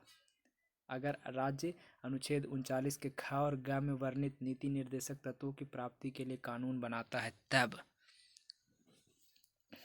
वो तीनों के उल्लंघन के आधार पर कानून को अवैध नहीं मानेंगे। अच्छा, 31वां संविधान संशोधन ये तो इम्पोर्टेंट है 1973 में। लोकसभा सदस्य के जो 525 से 45 किया गया था संख्या, तथा केंद्र शासित प्रदेश के लिए 25 से घटा करके 20 किया गया था कि केंद्र शासित प्रदेश के 25 सीट नहीं 20 सीट रखिए। अब एक 25 से 45 कर दीजिए, 525 से 545। अब 34वां संविधान संशोधन तो 1974 में आया था। विभिन्न राज्यों द्वारा पारित करके भू सुधार अधिनियम को संवैधानिक वैधता के परीक्षण की मुक्ति के लिए 9वीं अनुसूची में प्रवेश मिला था। 34वां संविधान संशोधन अधिनियम 1974। अच्छा, 35वां संविधान संशोधन नहीं तो सिक्किम को सह राज्य के रूप में शामिल किया गया। 36वां इस सिक्किम को राज्य बनाया गया 75 में। 74 में सह राज्य बना था, संयुक्त राज्य बना था। 36वां अब 36 पर से अब 42वां संशोधन 1976, इसको लघु संविधान भी कहते हैं। प्रस्तावना में 3 गो शब्द समाजवादी यानी सोशलिस्ट, सेकुलर यानी पंथ निरपेक्ष और अखंडता इंटरग्रिटी, सोशलिस्ट, सेकुलर और इंटरग्रिटी ये 3 शब्द जोड़ा गया। साथ ही एक नया अनुच्छेद 51 के क में जो स्थापित करके 10 मौलिक कर्तव्य भी जोड़ा गया था। 42वें में 10 मौलिक कर्तव्य, 76 में आया था मौलिक कर्तव्य। 44वां संविधान संशोधन 78 में, इसके द्वारा अनुच्छेद 352 के तहत राष्ट्रपति को उद्घोषणा का आधार जो आंतरिक अशांति था उसको अब सशस्त्र विद्रोह कर दिया, जिसके लिए मंत्रिमंडल कैबिनेट लिखित सलाह को अनिवार्य किया था। लिखित सलाह देना चाहिए तब। आपातकाल के दौरान अनुच्छेद 368 में फिर 19 को निलंबन सिर्फ तभी किया जा सकेगा जब आप आपात उद्घोषणा या बाहरी आक्रमण हो तब। ये 368 नहीं होगा, या 58 होगा, याद रखिएगा। 358 के तहत 19 का निलंबन होता है। अगर युद्ध या बाहरी आक्रमण से हो तब, अगर सशस्त्र विद्रोह से हो तब नहीं। हाँ, 359 अनुच्छेद रहेगा तो उसमें 20-21 को छोड़ करके सब निलंबित कर सकते हैं। आगे अच्छा, 44वें में था कि संपत्ति के अधिकार को अनुच्छेद 31 के तहत मूल अधिकार से हटा दिया गया जाए और 300 के का में जोड़ करके कानूनी अधिकार बनाया जाए। 52वां संविधान संशोधन अधिनियम 1985, इसके तहत संविधान में 10वीं अनुसूची में शामिल कर दल बदल संबंधी भी प्रावधान किया गया। 52वां संविधान संशोधन 1985 में। 61वां संविधान संशोधन ई तो है कि चुनाव की आयु साधारण चुनाव में 21 से घटाकर 18 साल। 65वां संविधान संशोधन ई 338 के अनुच्छेद 338 का संशोधन करके अनुसूचित जाति और जनजाति आयोग का गठन किया गया है। 65वां संविधान संशोधन में SC/ST के जो आयोग बना है ना, SC/ST वाला, वो 65वां संविधान संशोधन से बना है। 65 वो खनी के कहना चाहिए 1990 में बना है। 69वां संविधान संशोधन दिल्ली को राष्ट्रीय राजधानी क्षेत्र बनाया गया और दिल्ली के लिए विधानसभा मंत्री परिषद दिया गया है। राष्ट्रीय राजधानी क्षेत्र 1969 में संविधान संशोधन बन 1991 में। 70वां संशोधन 92 में ये राष्ट्रपति के निर्वाचक मंडल में दिल्ली और पुद्दुचेरी के शामिल किया गया है। एक हनी दोनों बन तो गए हल विधानसभा 69वां 91 में, लेकिन फिर बन गए तो कहल के अब राष्ट्रपति के चुनाव में भी दे दें, तो 70वां संशोधन 1992 में होले। 73वां संशोधन 1992 में ये भी है, पंचायती राज संस्था को संवैधानिक दर्जा और 11वीं अनुसूची को शामिल किया गया है। 74वां संविधान संशोधन 92 में, इसमें शहरी स्थानीय निकाय को संवैधानिक दर्जा मिला है और 12वीं अनुसूची को शामिल किया गया। 84वां संशोधन 2001, लोकसभा और विधानसभा के सीट को 2026 तक कोई परिवर्तन न हो, इसीलिए 84वां संशोधन 2001 में। 86वां संशोधन 2002 में, इसके द्वारा 45 में परिवर्तित किया गया अनुच्छेद 45 और अनुच्छेद 51 के का में मूल कर्तव्य 21 के का अनुच्छेद 51 के का में मूल कर्तव्य में भी जोड़ा गया है और 21 के का में भी, दोनों में। 86वां संशोधन 2002 के द्वारा कि जो रहा है न कि मतलब 6 से 14 साल के आयु के बच्चों के लिए निःशुल्क एवं अनिवार्य शिक्षा, ये 3 जगह है। कहाँ कहाँ? तो अनुच्छेद 45 में परिवर्तन किया गया, अनुच्छेद 51 के का में नया मूल कर्तव्य जुटा और 21 के का में भी जोड़ा गया। तीनों जगह ले 86वां संशोधन 2002 के द्वारा ये अनिवार्य शिक्षा मूल अधिकार है 6 साल से 14 साल के बच्चा के। अब आगे 87वां संशोधन 2003 में है। परिसीमन में जनसंख्या जो है 1991 के आधार पर 2001 किया गया था। 87वां संशोधन 2003 में, अब फिर आगे चल के हुआ तो वो अब 2026 तक के होले। इस 87वां संशोधन 3 में हले 91 की जनगणना के 2003 तक के। अब देखिए 89वां संशोधन 2003 में, 89वां में हले कि अनुसूचित जनजाति के लिए अलग राष्ट्रीय आयोग की स्थापना। अनुसूचित जनजाति के अलग 65 में भी किया था। 65वां संविधान संशोधन देखिए 338 का संशोधन किया, अनुसूचित जाति और जनजाति आयोग का गठन किया था, लेकिन ओरा से फिर अलगे कर दिया एकदम 89वां के तहत कि SC अलगे और ST अलगे आयोग बना दिया। अब 91वां संविधान संशोधन, इसमें जो है केंद्र राज्य के मंत्रिपरिषद के जो अधिकतम सदस्य होता है वो लोकसभा विधानसभा के 15% होगा। अब 97वां संविधान संशोधन अधिनियम, इसमें संविधान संशोधन में बदलाव किया गया है कि संविधान संशोधन में कुछ बदलाव किया जाए। एरा में सहकारी समिति के निर्माण के अधिकार को मौलिक अधिकार बनाया गया अनुच्छेद 19 में, और सहकारी समिति को बढ़ावा देने के लिए एक नीति निर्देशक सिद्धांत भी जोड़ा गया 43 के ख में। 43 के ख में है ना सहकारी समिति, और 19 में भी है कि उसके अधिकार को मौलिक अधिकार बना देते हैं। सहकारी समिति के नाम से नया खंड 9 के ख जोड़ा गया है 243 के जेड एच से 243 के जेड टी तक के। 97वां संविधान संशोधन याद रखेगा जो सहकारी समिति से पूरा है अब 98वां संविधान संशोधन, तो ये तो कर्नाटक के राज्यपाल को हैदराबाद कर्नाटक क्षेत्र के विकास सुनिश्चित करने के लिए 271 के जे शामिल किया गया है। अब 100वां संविधान, 99वां नहीं दिया है यार, वो बहुत इंपॉर्टेंट था। 100वां संविधान संशोधन, ये भारत और बांग्लादेश के बीच हस्तांतरण है। 100 नहीं, वो भारत और बांग्लादेश है। 101वां GST से होगा। इसके द्वारा वस्तु और सेवा कर के माध्यम से अनुच्छेद 248, 49, 50, 68, 70, 71, 86, 316, 68 तथा 6वीं और 7वीं अनुसूची में संशोधन किया गया। सब GST में चले ले। जितना कर केंद्र सरकार लगवा ले, कोई राज्य सरकार लगाता था, उसको सब एक में करके और सब GST में कर दिया। अब हम लोग देखेंगे राजभाषा संवैधानिक उपबंध। राजभाषा से जैसे 343 में है संघ के राजभाषा होना। अच्छा, 44 में है कि राजभाषा के संबंध में आयोग और संसद की समिति, यानी राजभाषा के संबंध में आयोग के में है 344 और संसद की समिति। 45 में राज्य की राजभाषा या राजभाषाएं। 46 में एक राज्य तथा दूसरे राज्य के बीच किसी राज्य या संघ के बीच जो पत्र आदि राजभाषा होगा वो। अच्छा, 47 में है कि किसी राज्य की जनसंख्या के अनुभाग द्वारा बोली जाने वाली भाषा के संबंध में विशेष उपबंध। और 348 में है कि न्यायालय में भाषा, या 49 में है कि भाषा से संबंधित कुछ अधिनियमित करने के लिए विशेष प्रक्रिया। यानी 43, 44 जो है वो संघ के भाषा राजभाषा से संबंध आयोग है, और 45, 46, 47 ये स्टेट से है, और 45, 46, 47 स्टेट से है, और 48, 49 न्यायालय से है, न्यायालय के भाषा से है। भाषा संबंधी कुछ विधि उधि बनाने के लिए विशेष प्रक्रिया 49 में है। अच्छा, 50 में है कि व्यथा और निवारण के लिए अभिवेदन में प्रयोग की जाने वाली भाषा। व्यथा के निवारण के लिए अभिवेदन में जो भाषा प्रयोग होता है से। 50 के क में तो प्राथमिक स्तर पर मातृभाषा में शिक्षा देना चाहिए, 50 के क में। और 50 के ख में भाषाई आधार, भाषाई अल्पसंख्यक वर्गों के लिए विशेष अधिकारी 50 ख में। अनुच्छेद 351 में हिंदी भाषा का विकास के लिए निर्देश दिया गया 351 में। हाँ, भाषा प्राथमिक स्तर पर 350 का, 350 का है भाषाई अल्पसंख्यक के लिए, याद रखिएगा। 51 हिंदी भाषा के विकास के लिए निर्देश हो गया 351। अब संविधान की 8वीं अनुसूची, 14 भाषाओं को सम्मिलित किया गया है, परंतु विभिन्न संशोधन के बाद अब इनकी संख्या कितना है, 22 है।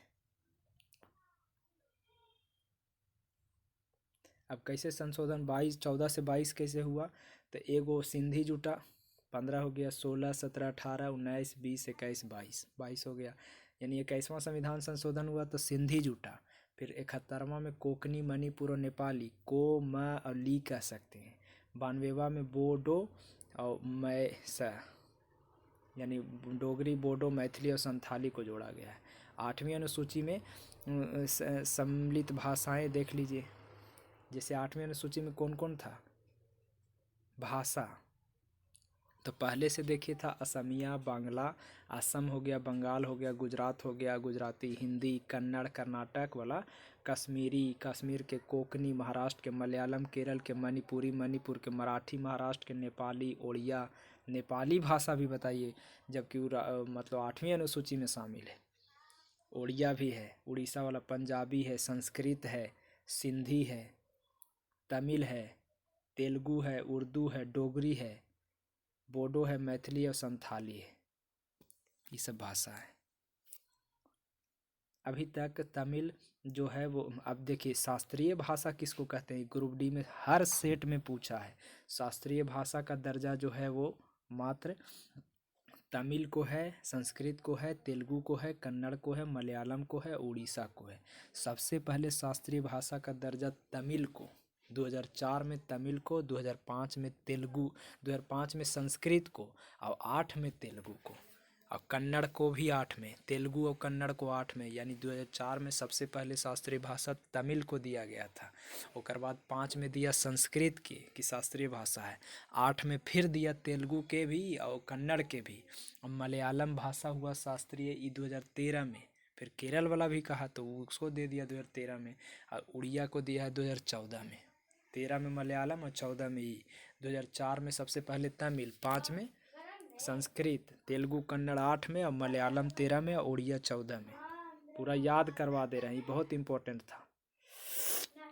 अब संघ की राजभाषा देखिए तो संविधान के अनुच्छेद 343 के अनुसार संघ की राजभाषा के रूप में हिंदी और देवनागरी लिपि को स्वीकार किया गया है कि संघ के राजभाषा हिंदी होगा। वह संघ के शासकीय प्रयोजनों के लिए किया जाने वाले अंकों का रूप भारतीय अंकों का अंतर्राष्ट्रीय स्वरूप होगा। ध्यान देने योग्य है कि हिंदी को संविधान में राष्ट्रभाषा का दर्जा प्राप्त नहीं है। हिंदी को राजभाषा बोला गया है, संघ की राजभाषा है, राष्ट्रभाषा नहीं है, ये बात ध्यान में रखिएगा। 343 के 2 के अनुसार यह व्यवस्था किया गया है कि संविधान के शुरू होने से 15 साल तक शासकीय प्रयोजनों के लिए अंग्रेजी भाषा प्रयोग होता रहेगा। यानी संविधान के शुरुआत होने के 15 साल की अवधि तक के शासकीय प्रयोजन में अंग्रेजी भाषा का प्रयोग होता रहेगा ऐसे। अब फिर बढ़ा देवल गया 343 के 3 में संसद को शक्ति दिया गया कि वह कानून बना करके 15 वर्षों के बाद भी अंग्रेजी भाषा को या अंकों के अंतर्राष्ट्रीय रूप को शासकीय प्रयोजन में प्रयोग कर सकेगा। इसीलिए तो आज इंग्लिश हो गए हर चीज़ में, इंग्लिश में बोल रहे थे। अब प्रमुख संवैधानिक संस्था देख लीजिए तो इसमें निर्वाचन आयोग सबसे पहले देखते हैं कि कैसन संस्था है। तो ये भाग 15 में इसका उल्लेख है। निर्वाचन आयोग 324 से 29 तक की है। भाग 15 आ गए हैं हम लोग, भाग 22 तक के जाना है। अब तो छोटा छोटा भाग है।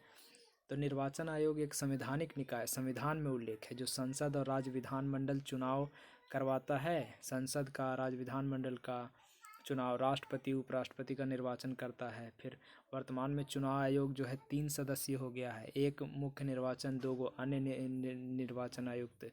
इसकी नियुक्ति राष्ट्रपति करता है। तीनों के कार्यकाल 6 साल और 65 साल होता है। 6 साल 65 साल होता है, राष्ट्रपति बनाए थे ना, जो भी पहले हो राष्ट्रपति द्वारा निर्धारित किया गया है, चाहे 6 साल या फिर राष्ट्रपति 65 साल। मुख्य निर्वाचन आयुक्त सर्वोच्च न्यायालय के न्यायाधीश के हटाने की प्रक्रिया के आधार पर ही हटाया जा सकता है, जबकि अन्य निर्वाचन आयुक्त को या प्रादेशिक आयुक्त को राष्ट्रपति के मुख्य निर्वाचन आयुक्त के सिफारिश पर, अगर जो मुख्य निर्वाचन आयुक्त है वो सिफारिश कर देगा तो अन्य निर्वाचन आयुक्त हट जाएगा। अच्छा, निर्वाचन आयोग के चुनाव क्षेत्र का परिसीमन मतदाता सूची के आचार संहिता यानी राजनीतिक दलों हेतु तैयार करना, इसका काम क्या है तो परिसीमन बनाना, मतदाता सूची, आचार संहिता तैयार करना, राजनीतिक दल को मान्यता देना, चुनाव चिन्ह प्रदान करना, चुनाव करवाना, ये सब मेन काम है इसका।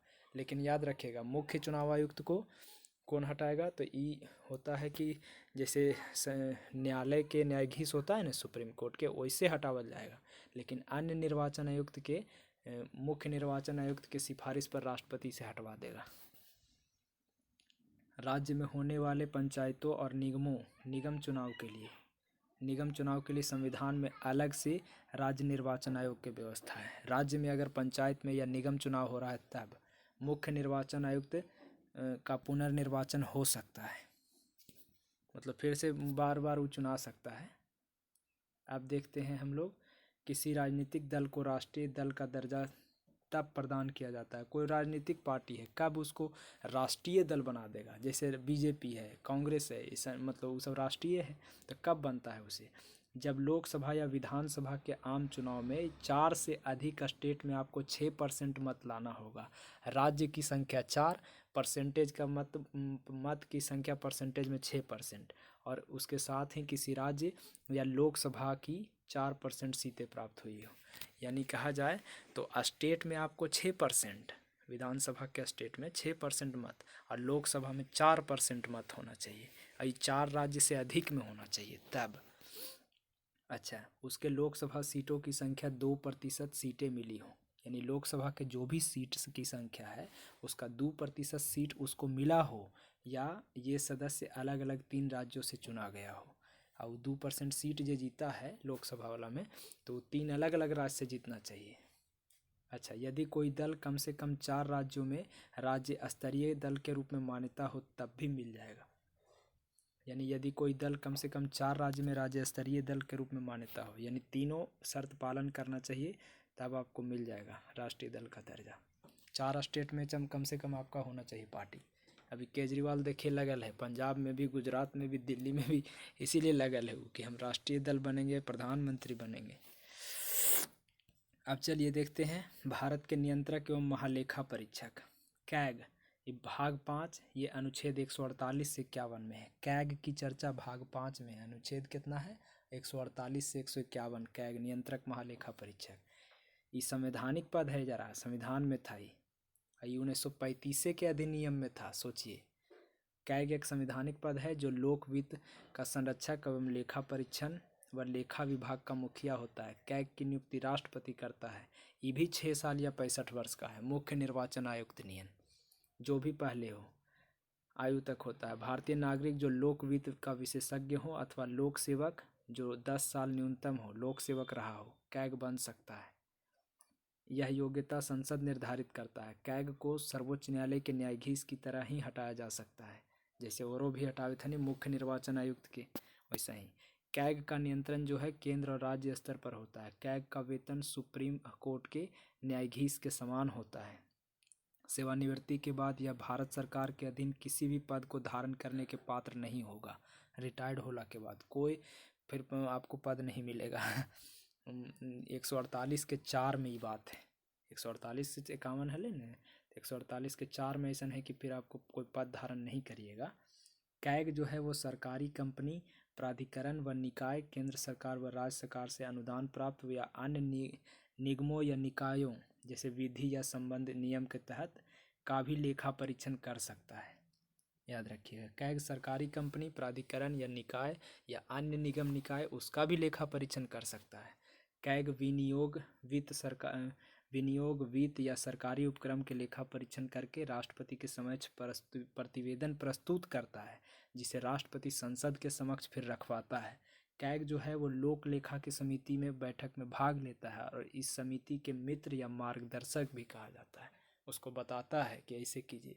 लोक लेखा समिति का मित्र या मार्गदर्शक बोलते हैं कैग को।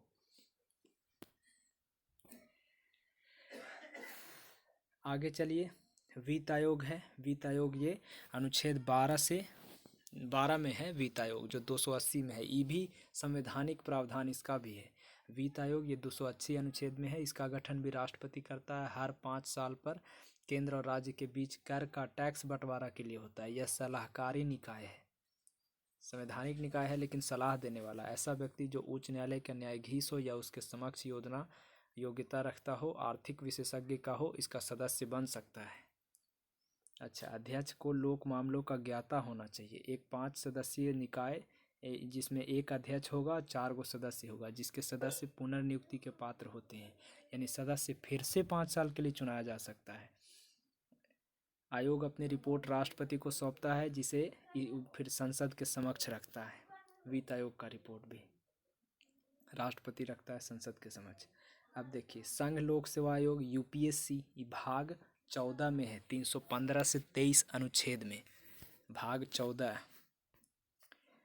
यूपीएससी। संघ लोक सेवा या राज्य लोक सेवा आयोग एक अध्यक्ष एवं अन्य सदस्यों से मिलकर बनता है, जिसकी नियुक्ति क्रमतः राष्ट्रपति, संघ लोक सेवा आयोग के राष्ट्रपति और राज्य लोक सेवा आयोग के राज्यपाल करते हैं। आगे देखते हैं, आयोग के आधे सदस्यों को केंद्र सरकार या राज्य सरकार के अधीन न्यूनतम 10 साल का कार्य का अनुभव होना चाहिए। इसमें अगर मेंबर बनना चाहते हैं तो आयोग के आधे सदस्य जो है वो केंद्र सरकार या राज्य सरकार के अधीन न्यूनतम 10 साल का, मतलब डीएम उएम बनता है ना, तो उसको फिर बाद बनाया जाता है। इसके सदस्य संख्या को राष्ट्रपति, राज्यपाल समय समय पर निर्धारित करते हैं कि कितना सदस्य रहेगा यूपीएससी में, बीपीएससी में, इस सब में। संघ लोक सेवा आयोग के अध्यक्ष और सदस्य जो है वो 6 साल 65 साल ये भी है, यूपीएससी वाला भी। जैसे निर्वाचन आयुक्त था, जैसे कैग था, वैसे ये भी है। जबकि राज्य लोक सेवा आयोग के अध्यक्ष 6 साल और 62 साल है इसका आयु पद तक धारण करता है। 65 ही 62 है। संघ लोक सेवा आयोग के सदस्यों को सिर्फ राष्ट्रपति हटा सकता है, राज्यपाल नहीं हटाएगा। चाहे वो संघ का हो या राज्य का लोक सेवा आयोग हो, दोनों में से किसी को भी राज्यपाल नहीं हटाएगा। जबकि कदाचार और दुर्व्यवहार पर हटाने के लिए सुप्रीम कोर्ट द्वारा जांच और सलाहकार आवश्यक है। यानी कब हटेगा? जब सुप्रीम कोर्ट से सुप्रीम कोर्ट द्वारा जांच सलाह होगा, बाध्यकारी आवश्यक है। इन आयोगों का कार्य जो है वो केंद्र एवं राज्य स्तर पर लोक सेवक की नियुक्ति के लिए परीक्षाओं का आयोजन, परीक्षा की प्रक्रिया व पाठ्यक्रम, पद उन्नति, अनुशासनात्मक मामलों में सरकार को सलाह देना है। यूपीएससी जो भर्ती करता है ना सबके, तो यूपीएससी के मेंबर भी न करवाता है। अभी चेयरमैन है वो कौन, मनोज सोनी। आगे देखिए, 2 या 2 से अधिक राज्यों के निवेदन पर संसद अधिनियम पारित करके संयुक्त राज्य लोक सेवा आयोग का भी गठन कर सकता है। 2 या 2 से अधिक स्टेट चाहेगा मिल करके तो संयुक्त लोक सेवा आयोग। अनुच्छेद 315 जिसकी सेवा शर्तें, नियुक्ति, बर्खास्तगी राष्ट्रपति करता है। इसके सदस्य 6 साल और 62 साल के लिए संयुक्त लोक सेवा आयोग वाला भी धारण करते हैं। संघ लोक सेवा वाला वो 6 साल 65 साल है। अब हम लोग देखेंगे राष्ट्रीय अनुसूचित जाति SC, विभाग 16 में है, याद रखिएगा, अनुच्छेद 338 में है। ये भी 5 सदस्य होता है। एरा में एगो अध्यक्ष है, एगो उपाध्यक्ष है और 3 गो सदस्य है SC के आयोग में। अच्छा, ये भी संवैधानिक निकाय है। 338 में जब है तो भाग 16 में इनके सदस्य की नियुक्ति राष्ट्रपति करता है। आयोग में सदस्य कौन कौन रहेगा से देखिए, अध्यक्ष उपाध्यक्ष कौन बनेगा। अनुसूचित जातियों के उत्पीड़न या अत्याचार मामला या विधायन संबंधी मामला होगा तो स्वतः संज्ञान लेगा यही। इसे सिविल कोर्ट की शक्तियां प्राप्त होता है। साथ ही अनुसूचित जाति से संबंधित संवैधानिक प्रावधानों के क्रियान्वयन के निरीक्षण व इससे संबंधित वार्षिक प्रतिवेदन राष्ट्रपति को सौंपना उत्तरदायित्व है। ये अम्बेडकर जी सब डाल दिया है यार, कि ताकि उन लोग सुरक्षित रह सके। अब देखिए, राष्ट्रीय अनुसूचित जनजाति आयोग, ये भी भाग 16 में है। ये 338 के क में है। 89वां संशोधन हुआ 2003 में, तो संविधान में 338 के क को जोड़कर इसका गठन किया गया। यह भी 5 सदस्य, अध्यक्ष उपाध्यक्ष और 3 गो सदस्य। SC ST दोनों वाला आयोग वैसा ही है, 5-5 गो। संवैधानिक निकाय है जिसके सदस्यों की नियुक्ति राष्ट्रपति करता है।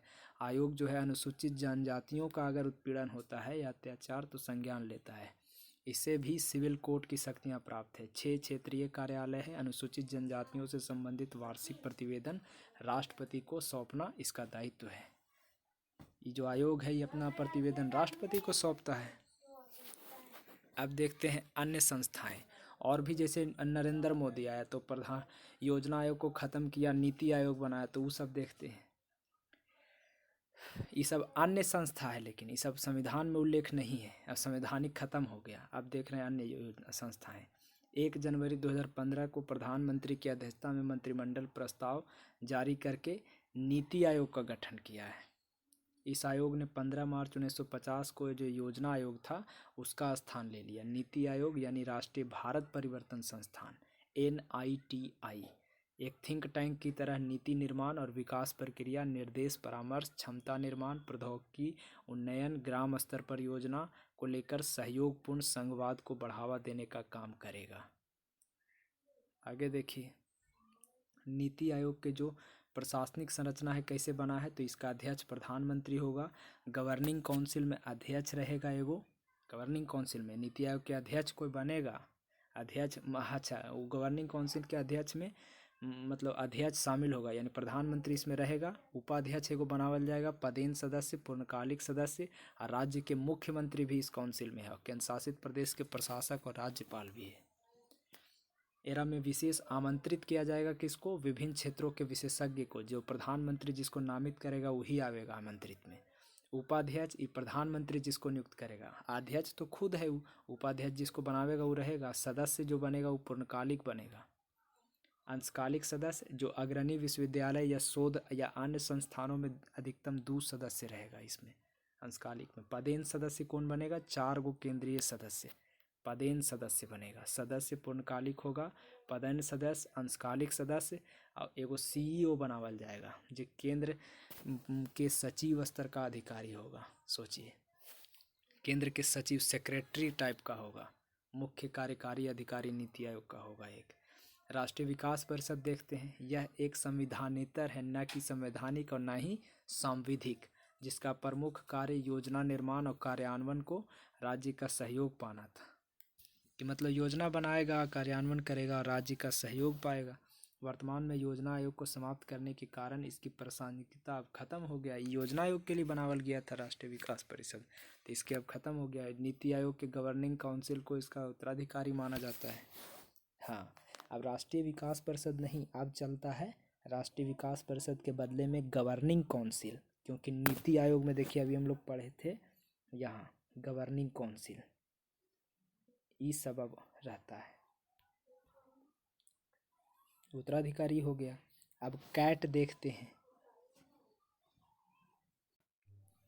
कैट देखिए यानी केंद्रीय प्रशासनिक अधिकरण। कैट ये संविधान के अनुच्छेद 323 के क में है। संसद को प्रशासनिक अधिकरण की शक्ति की स्थापना देता है। प्रशासनिक अधिकरण होता है कैट, और यह एक बहुसंसदीय निकाय है जिसके अध्यक्ष, उपाध्यक्ष और सदस्य की नियुक्ति राष्ट्रपति करता है। इसके अध्यक्ष 5 साल और 65 साल।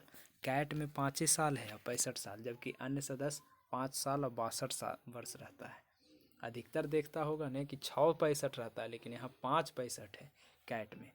अच्छा, यह केंद्र सरकार से जुड़े कर्मचारियों की भर्ती, केंद्र सरकार का जो कर्मचारी है उसका भर्ती, सेवा शर्त के मामले को देखता है। अधिकारिता सशस्त्र बल एवं सैन्य क्षेत्र में कार्यरत संसद, सचिवालय या सुप्रीम कोर्ट, हाई कोर्ट के अधिकारियों या कर्मचारियों तक नहीं है। इसकी प्रधान पीठ दिल्ली में है कैट का, और कुल कैट में 17 पीठें वर्तमान में कार्यरत है। केंद्रीय प्रशासनिक अधिकरण में 17 गो है। अब आगे देखते हैं 323 के क संसद को, जबकि 323 के ख संसद एवं राज्य विधानमंडल दोनों की अपनी अधिकारिता के भीतर अधिकरण बनाने की अनुमति देता है। याद रखिएगा, प्रशासनिक अधिकरण बना रहा है, क में संसद को और ख में संसद और राज्य विधानमंडल को देता है। अब पिछड़ा वर्ग आयोग देखते हैं।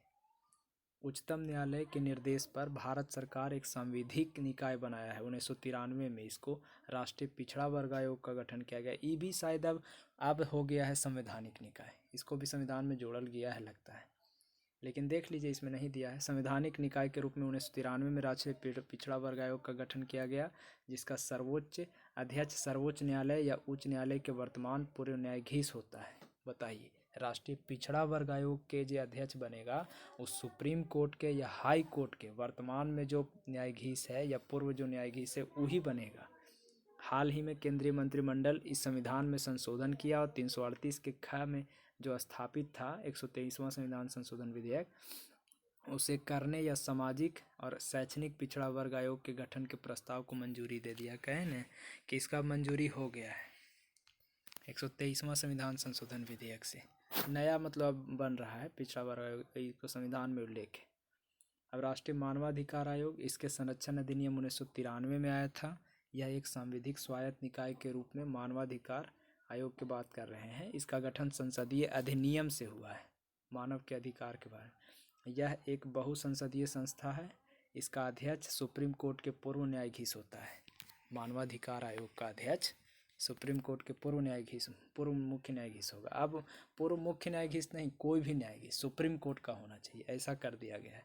इसका सदस्य जो होगा सुप्रीम कोर्ट के अन्य न्यायाधीश व हाई कोर्ट के मुख्य न्यायाधीश होता है सदस्य में, जबकि अब बदल गया है। अब तो सुप्रीम कोर्ट के न्यायाधीश भी बन सकता है मुख्य न्यायाधीश, इसका अध्यक्ष।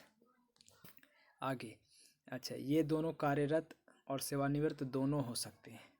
मतलब कार्यरत भी काम भी कर रहा है वो भी इसमें चुना जा सकता है, या फिर सेवानिवृत्त भी, जबकि अन्य 2 व्यक्ति मानव अधिकार के विशेषज्ञ होते हैं। याद रखिएगा, इसमें बहुत सारा सदस्य होता है, जरा में 2 गो व्यक्ति और विशेषज्ञ भी होता है। इन अस्थाई सदस्यों के अलावा 4 गो पदेन भी सदस्य होगा। जरा में 4 गो पदेन सदस्य में राष्ट्रीय अल्पसंख्यक आयोग से एगो आएगा, एगो महिला आयोग से आएगा, एगो SC से आएगा, एगो ST से आएगा।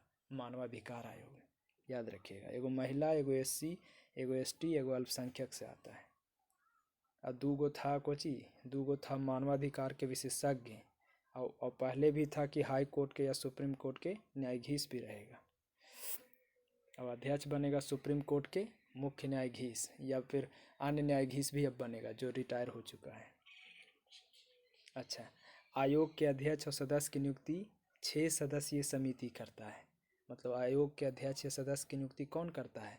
तो राष्ट्रपति एगो 6 सदस्यीय समिति बनाता है, उसके सिफारिश पर होता है। तो कौन कौन 6 सदस्यीय समिति? प्रधानमंत्री, लोकसभा अध्यक्ष, राज्यसभा के उपसभापति और दोनों सदनों के मुख्य विपक्षी दल के नेता और केंद्रीय गृह मंत्री। ये 6 आदमी मिल करके जो सिफारिश करेगा वही मानवाधिकार आयोग में जाएगा। कौन कौन? प्रधानमंत्री है ये है, लोकसभा के अध्यक्ष है ये है, राज्यसभा के उपसभापति याद रखिएगा, और विपक्षी दल के नेता चाहे वो लोकसभा के हो या राज्यसभा के हो, और केंद्रीय गृह मंत्री भी रहता है। देख रहे हैं, इसका मतलब सिफारिश करता है। इसके अध्यक्ष और सदस्यों का कार्यकाल 5 और 70 साल रहता है। देखिए इसमें मानवाधिकार आयोग में 5 साल है, 5 के साथ में 70 साल तक के है, जो भी पहले हो वो होता है। कदाचार और अक्षमता के आधार पर उच्चतम न्यायालय सुप्रीम कोर्ट के आधार पर राष्ट्रपति इसके अध्यक्ष और सदस्यों को पद से हटा भी सकता है। सुप्रीम कोर्ट जांच करेगा उस आधार पर। एक सलाहकारी निकाय है और इसकी सिफारिश जो है सरकार पर बाध्यकारी नहीं है। ये जो सिफारिश करेगा वो सरकार बाध्यकारी नहीं है कि लागू करेगा। वो खानिए बना रहे ले 6 को मिल के यार। आगे देखते हैं। राष्ट्रीय महिला आयोग महिला सशक्तिकरण को प्रभावी करने के लिए 1992 में ही, मानवाधिकार 93, 92 महिला है। सांविधिक निकाय के रूप में इसका स्थापना, नोडल मंत्रालय महिला एवं बाल विकास मंत्रालय इसको देखता है। जयंती पटनायक इसका पहला अध्यक्ष था, राष्ट्रीय महिला आयोग के पहला अध्यक्ष। इसमें भी बहुत सदस्यीय संस्था है। महिला आयोग में भी एगो अध्यक्ष, 5 गो सदस्य, एगो सचिव रहता है, जिसका कार्यकाल 3 साल के। हाँ, इसमें एक बात याद रखिएगा कि महिला आयोग, राष्ट्रीय महिला आयोग के सदस्यों का जो कार्यकाल होगा उसमें जो सदस्य उसके 3 साल होता है कार्यकाल। इसमें ये नहीं है कि कितना साल से कितना साल तक के, लेकिन 3 साल तक के। केंद्रीय सतर्कता आयोग, ये भी बहुसदस्यीय संस्था है। सतर्कता आयोग है ये केंद्रीय सतर्कता आयुक्त व 2 या 2 से कम सतर्कता आयुक्त संस्था है। मतलब एक केंद्रीय सतर्कता आयुक्त रहेगा या 2 या 2 से कम रहेगा। इनकी नियुक्ति राष्ट्रपति एक समिति पर करता है। इस समिति में कौन कौन है? प्रधानमंत्री, गृह मंत्री, लोकसभा और विपक्ष के नेता। लोकसभा में विपक्ष के नेता जो है से यही 3 गो रहता है इस समिति में। यही जिसको देगा वही राष्ट्रपति उसको चुनेगा। इसके अध्यक्ष और सदस्य का कार्यकाल 4/65 है। बताइए, सब अलग अलग, इन्हें देख रहे हैं सब अलग अलग मिल रहा है। 4 साल और 65 साल सतर्कता आयोग में है। 5 साल 70 साल केरा में था, वो था जा करके मानवाधिकार में, और 4 साल 65 साल केरा में है, केंद्रीय सतर्कता आयोग में है। जो भी पहले हो, 4 साल या 65 साल। अपने कार्यकाल के बाद केंद्र और राज्य सरकार के अधीन किसी भी पद के योग्य नहीं होते हैं। सतर्कता आयुक्त वाला कदाचार और अक्षमता के आधार पर सुप्रीम कोर्ट में जांच होगा और राष्ट्रपति हटा भी सकता है। सतर्कता आयोग अपने वार्षिक क्रियाकलाप राष्ट्रपति को सौंपता है। आयोग सरकारी कार्यकलाप, सार्वजनिक संगठनों में पारदर्शिता, उन्नत को, भ्रष्टाचार को कम करने का प्रयास करता है। सतर्कता आयोग 90 है, भ्रष्टाचार को थोड़ा कम करेगा संगठन में या सरकारी कार्यालय में। व्हिसल ब्लोअर प्रोटेक्शन एक्ट 2011 ये लोकहित में गोपनीय सूचनाओं को प्रकट करने वाले व्यक्तियों का संरक्षण प्रदान करता है। ये जो एगो एक्ट था 2021 में, लोकहित में जो गोपनीय सूचना होता है उसको प्रकट करने वाले व्यक्तियों को संरक्षण देता है। गोपनीय सूचना उसका संरक्षण रहेगा। अब सूचना आयोग देखते हैं।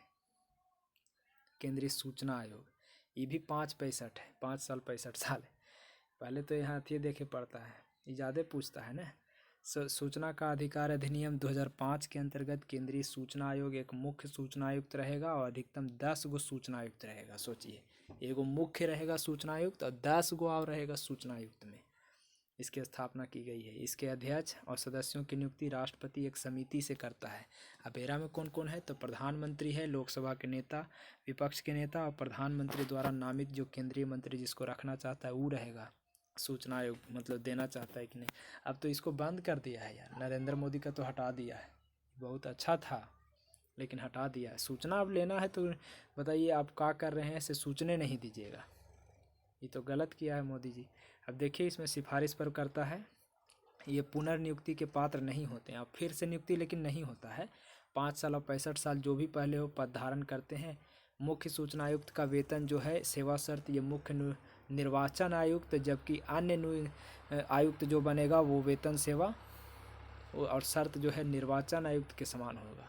ये एकदम समझिए तो जैसे मुख्य निर्वाचन आयुक्त था वैसी मुख्य सूचना आयुक्त भी रहता है, और वैसा ही जैसे अन्य निर्वाचन आयुक्त वैसे यहाँ अन्य सूचना आयुक्त था। नागरिकों की समय सीमा में सूचना प्रदान कराने हेतु सिविल कोड की शक्तियाँ प्राप्त था। हाँ, और इसको सिविल कोड की शक्ति प्राप्त था न। अब हम किसी बारे में कि कोई सरकार के बारे में कोई उसके बिल उल के बारे में हम जानना चाहते हैं, सूचना लेना चाहते हैं, तो ये था क्योंकि सिविल कोड की शक्ति प्राप्त था। और उच्चतम न्यायालय की जांच के उपरांत कदाचार और असमर्थता के आधार पर राष्ट्रपति पद से हटा सकता है इसको। ऐसे संस्था को मोदी बंद कर दिया, बताइए। अब आगे देखते हैं राष्ट्रीय अल्पसंख्यक आयोग। ये 1993 में ई भी अल्पसंख्यक समुदाय मुस्लिम, ईसाई, सिख और बौद्ध, पारसी, जैन 2014 के लिए एक अल्पसंख्यक आयोग का गठन किया गया था। 2014 मतलब जैन को जोड़ा गया है 2014 में अल्पसंख्यक को। अल्पसंख्यक में कौन कौन आता था? मुसलमान, ईसाई, सिख, बौद्ध, पारसी और जैन को भी शामिल किया गया अल्पसंख्यक में 2014 में। एक अल्पसंख्यक आयोग का गठन किया गया। कितना आदमी पूछता है कि अल्पसंख्यक वर्ग में कौन होता है, तो बताना कि मुस्लिम है, सिख है, ईसाई है, बौद्ध है, पारसी है, जैन है। आयोग में एगो अध्यक्ष रहेगा, एक उपाध्यक्ष रहेगा और 5 गो अन्य सदस्य सम्मिलित होता है। अल्पसंख्यक आयोग में एगो अध्यक्ष, 5 गो अन्य सदस्य और एगो उपाध्यक्ष, यानी 7 गो लगता है टोटल, जिसका कार्य संघ और कार्यों के अल्पसंख्यकों की प्रगति का मूल्यांकन और सुरक्षा उपाय की निगरानी करना है। कि अल्पसंख्यक के मतलब प्रगति होना चाहिए, उसका सुरक्षा देखना है। नोट में अध्यक्ष सहित 5 सदस्यों का अल्पसंख्यक समुदाय से होना आवश्यक है। कम से कम अध्यक्ष और सदस्य मिलाकर के 5 गो होना चाहिए और वो अल्पसंख्यक समुदाय से होना चाहिए, ये सब मनोजाति से। अब देखेंगे भारत का विधि आयोग, फिर क्षेत्रीय आयोग, फिर ख़त्म, फिर मतलब फिर खाली रहेगा सब पढ़ने वाला सब्जेक्ट ऑब्जेक्टिव टाइप से। विधि आयोग देखते हैं तो विधि एक गैर वैधानिक कार्यकारी निकाय के रूप में कानूनों में सुधार के लिए, विधि यानी कानून में सुधार के लिए, कानून के शासन के तहत सुशासन को बढ़ावा देने के लिए विधि आयोग का गठन होता है। अभी 21वां विधि आयोग जो है 2015 से 18 तक चला है। इसके अध्यक्ष सेवानिवृत्ति बलबीर सिंह चौहान थे। अभी विधि आयोग के अध्यक्ष का नहीं कौन है वो देख लीजिएगा। अब क्षेत्रीय परिषद देखते हैं। एक क्षेत्र में विभिन्न राज्यों के बीच संवाद हेतु राज्य पुनर्गठन अधिनियम 1956 के माध्यम से क्षेत्रीय परिषद की स्थापना किया गया था। 1956 के माध्यम से वर्तमान में पूर्व, पश्चिम, उत्तर, दक्षिण, मध्य क्षेत्रीय परिषद कार्यरत है। यानी पूर्व, पश्चिम, उत्तर, मध्य, दक्षिण और मध्य भी बना दिया गया। पूर्वोत्तर भी शायद बना है, अब कि नहीं, लेकिन पूर्व में होगा वो। प्रत्येक क्षेत्रीय परिषद में केंद्रीय गृह मंत्री अध्यक्ष होता है और बारी बारी से मुख्यमंत्री उपसभापति पद धारण करता है। यानी क्षेत्रीय परिषद का अध्यक्ष कौन होगा? तो गृह मंत्री होगा और उपसभापति कौन होगा? तो मुख्यमंत्री होता है। ये सलाहकारी निकाय है। क्षेत्रीय परिषद सलाहकारी निकाय है। लक्षद्वीप, अंडमान निकोबार द्वीप समूह किसी क्षेत्रीय परिषद में खाली शामिल नहीं है। लक्षद्वीप नहीं है और अंडमान निकोबार, ये दोनों एने ने है। लक्षद्वीप अरब सागर दने है और ये अंडमान निकोबार उन्हें बंगाल के खाड़ी दने, तो ये दोनों नहीं है। अब देखते हैं पूर्वोत्तर परिषद। बोले ना कि पूर्वोत्तर परिषद भी गठन हुआ है। पूर्वोत्तर परिषद पूर्वोत्तर क्षेत्र के लिए विशेष क्षेत्रीय परिषद अलग से बना है 1971 में एक अधिनियम द्वारा। इसमें पूर्वोत्तर के 8 राज्यों के राज्यपाल, मुख्यमंत्री, राष्ट्रपति द्वारा मनोनीत एक अध्यक्ष और 3 गो सदस्य रहता है। यानी पूर्वोत्तर के 8 राज्य में जो राज्यपाल है से या मुख्यमंत्री राष्ट्रपति द्वारा मनोनीत करेगा एक अध्यक्ष को और 3 गो सदस्य। अस्थायी संक्रमणकालीन और विशेष उपबंध देखते हैं। कुछ मतलब अस्थायी संक्रमणकालीन विशेष उपबंध दिया गया है कुछ स्टेट के, जैसे 370 तो ख़त्म हो गया, ये जम्मू कश्मीर राज्य के बारे में था अस्थायी उपबंध। 71 में देखिए महाराष्ट्र और गुजरात वाला है, ये कोड से याद कर लीजिए। 71 में महाराष्ट्र गुजरात है। एरम ने का लगल है, ने खा लगल है, कुछ नहीं लगल है। का में नागालैंड, खा में असम, गा में मणिपुर के लिए, घा में आंध्र प्रदेश तेलंगाना के लिए, अड़ा में आंध्र प्रदेश के विश्वविद्यालय के लिए।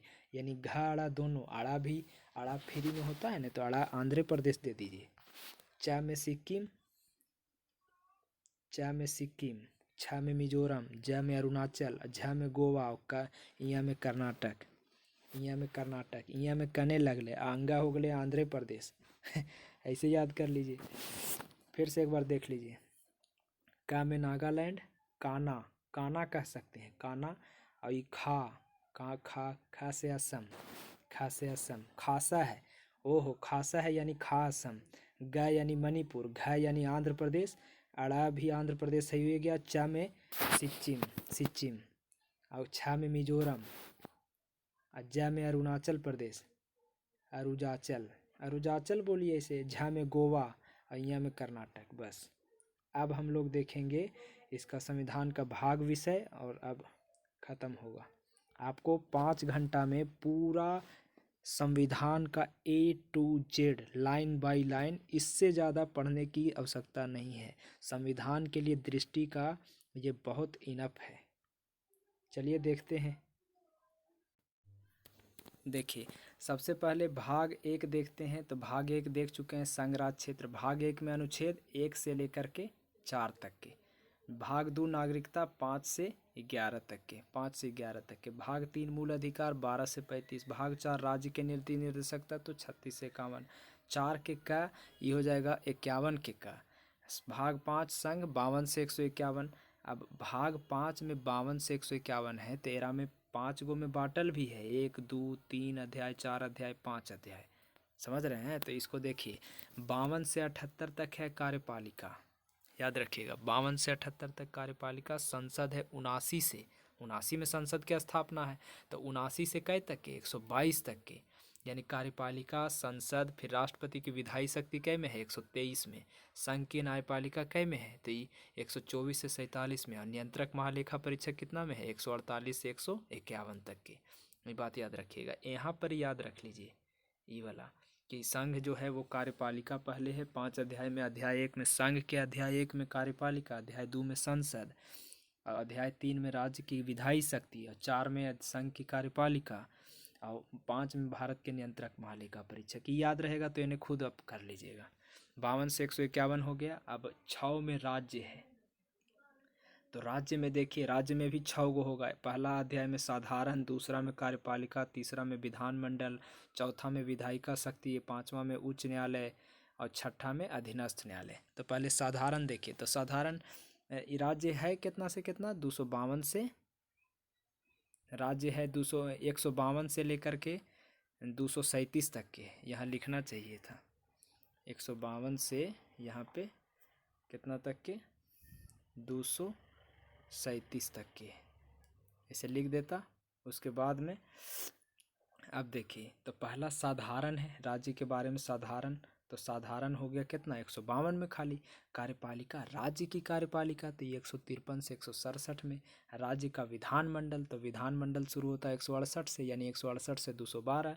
और फिर विधायी शक्ति 123 में हो, 213 में है कि राज्यपाल की विधायी शक्ति 213 में है।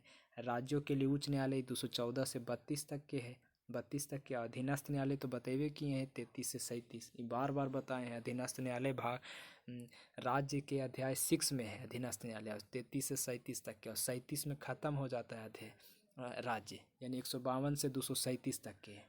6 गो खाली ई याद रखिएगा कि साधारण, कार्यपालिका, राज्य का विधानमंडल, राज्य की विधायी शक्ति, राज्यों का उच्च न्यायालय, अधीनस्थ न्यायालय। अब आगे चलते हैं भाग 7। तो भाग 7 को तो निरसित कर दिया है, यानी पहली अनुसूची के भाग ख, राज्य संविधान 7वां संशोधन 1956 हुआ, एरा में धारा 29 और अनुसूची द्वारा निरसित कर दिया गया है। भाग 8 तो संघ राज्य क्षेत्र है 39 से 42। 9 में पंचायत था, 43 के ओ से लेकर, मतलब 43 से 43 के ओ तक के, या 43 के न कह सकते हैं। नगर पालिका 9 के क में था, तो पी से लेकर के जेड जी तक के था, P Q R S T U V W X Y Z, और A B C D G तक के, यानी ता से लेकर के या छ तक के बोल सकते हैं हिंदी में। फिर 9 के ख, तो ये तो सहकारी समिति, जेड एच से शुरू होता है, जी तक है इसमें, नगर पालिका तक जी में है।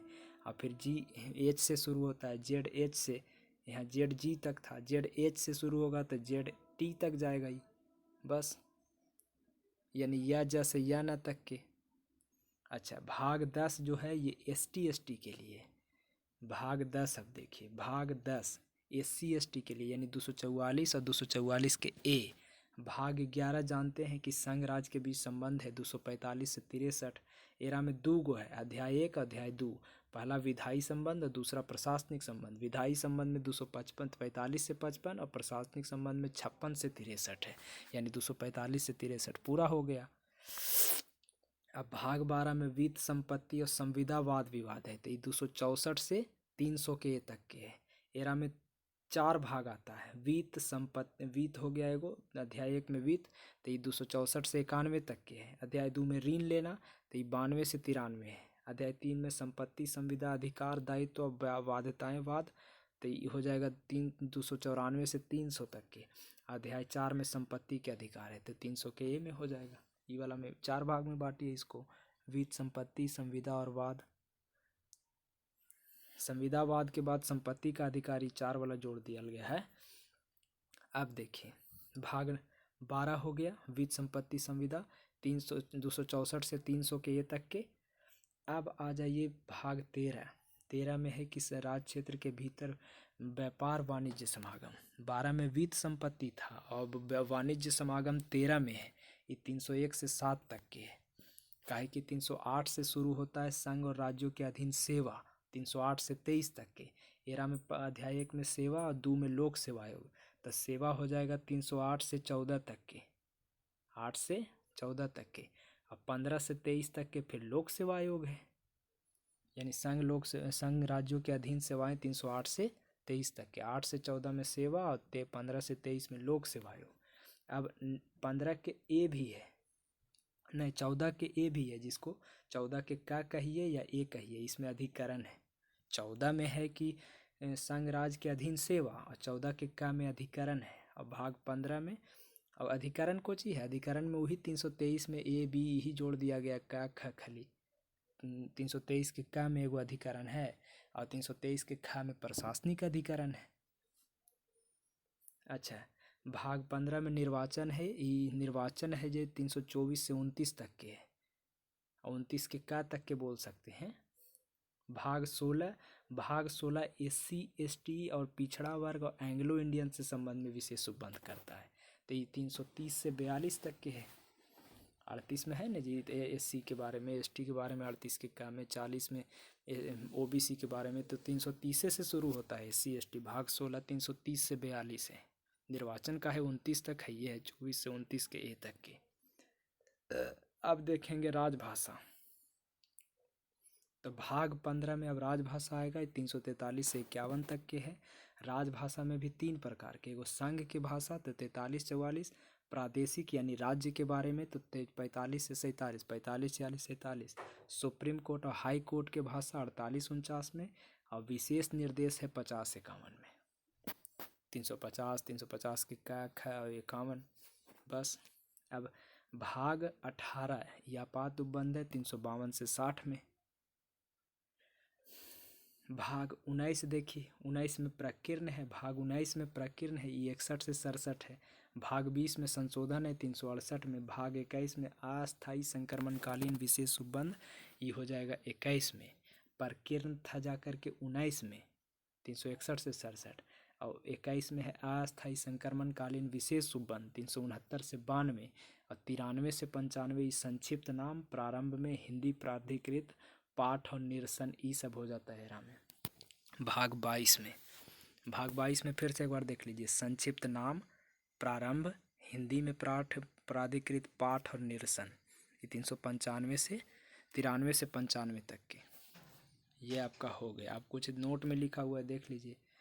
भाग 7 के जो था, भाग 7 यानी भाग ख वाले राज्यों से संबंधित, और भाग 9 भाग ख राज्यों से संबंधित 7वां संशोधन अधिनियम 1956 द्वारा निश्चित कर दिया गया, और 4 के का और 14 के का समावेश किया गया था 42वां संशोधन में, ठीक तो है 1976 में, और 9 को समावित किया गया था 1992 में, और 9 के का को 74वां 1992 में, और भाग 9 के ख को 97वां 2012 में।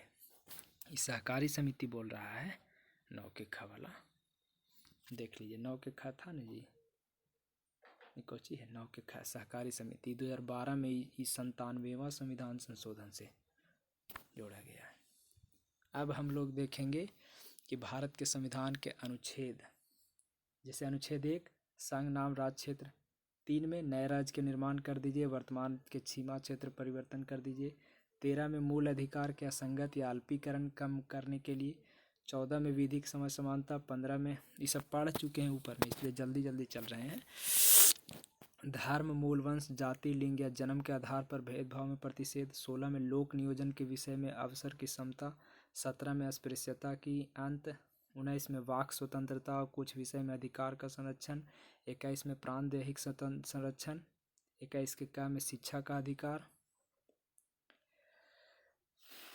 25 में अंतःकरण और धर्म को अबाध रूप से मानने और आचरण तथा प्रचार करने की स्वतंत्रता, 30 में शिक्षा संस्थान की स्थापना और प्रशासन करने के अल्पसंख्यक वर्ग का अधिकार, 32 में मौलिक अधिकार के परिवर्तित करने के लिए रीट जो है वो, 38 में राज्य लोक कल्याण की अभिवृद्धि के लिए सामाजिक व्यवस्था बनाएगा, 39 के ख, इसमें सामाजिक और भौतिक संसाधनों का उचित स्वामित्व एवं वितरण, याद रखिएगा। 39 के ख है बी में, और 39 के ग, इसमें अर्थव्यवस्था में धन और उत्पादन साधनों का अहितकारी केंद्रीकरण में निषेध, रोक है।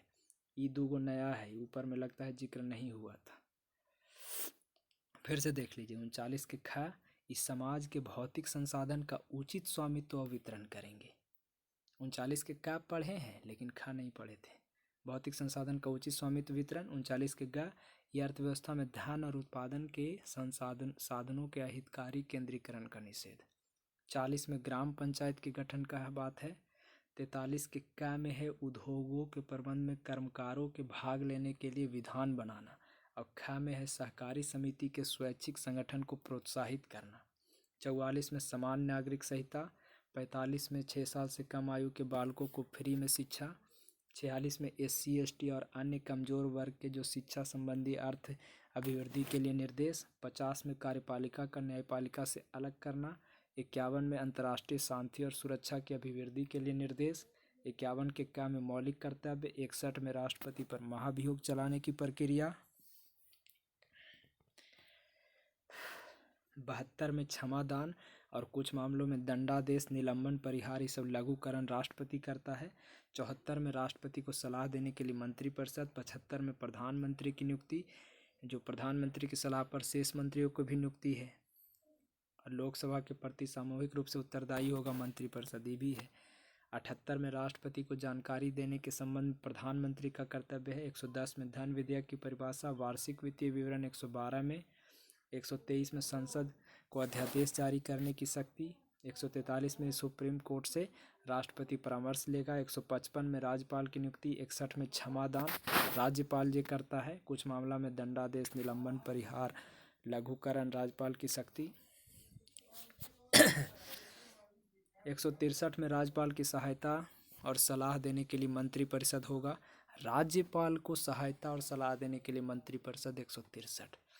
167 में राज्यपाल को जानकारी देने के लिए मुख्यमंत्री का कर्तव्य, वो 78 में था, राष्ट्रपति को दे रहा था प्रधानमंत्री, यहाँ राज्यपाल को दे रहा है मुख्यमंत्री 167 में। आगे 169 में विधान परिषद का उत्साधन या सृजन। 200 में विधेयक पर अनुमति। 213 में विधानमंडल अध्यादेश जारी करेगा राज्यपाल। 226 में कुछ रिट निकालने की उच्च न्यायालय को शक्ति, रिट हो गया 226।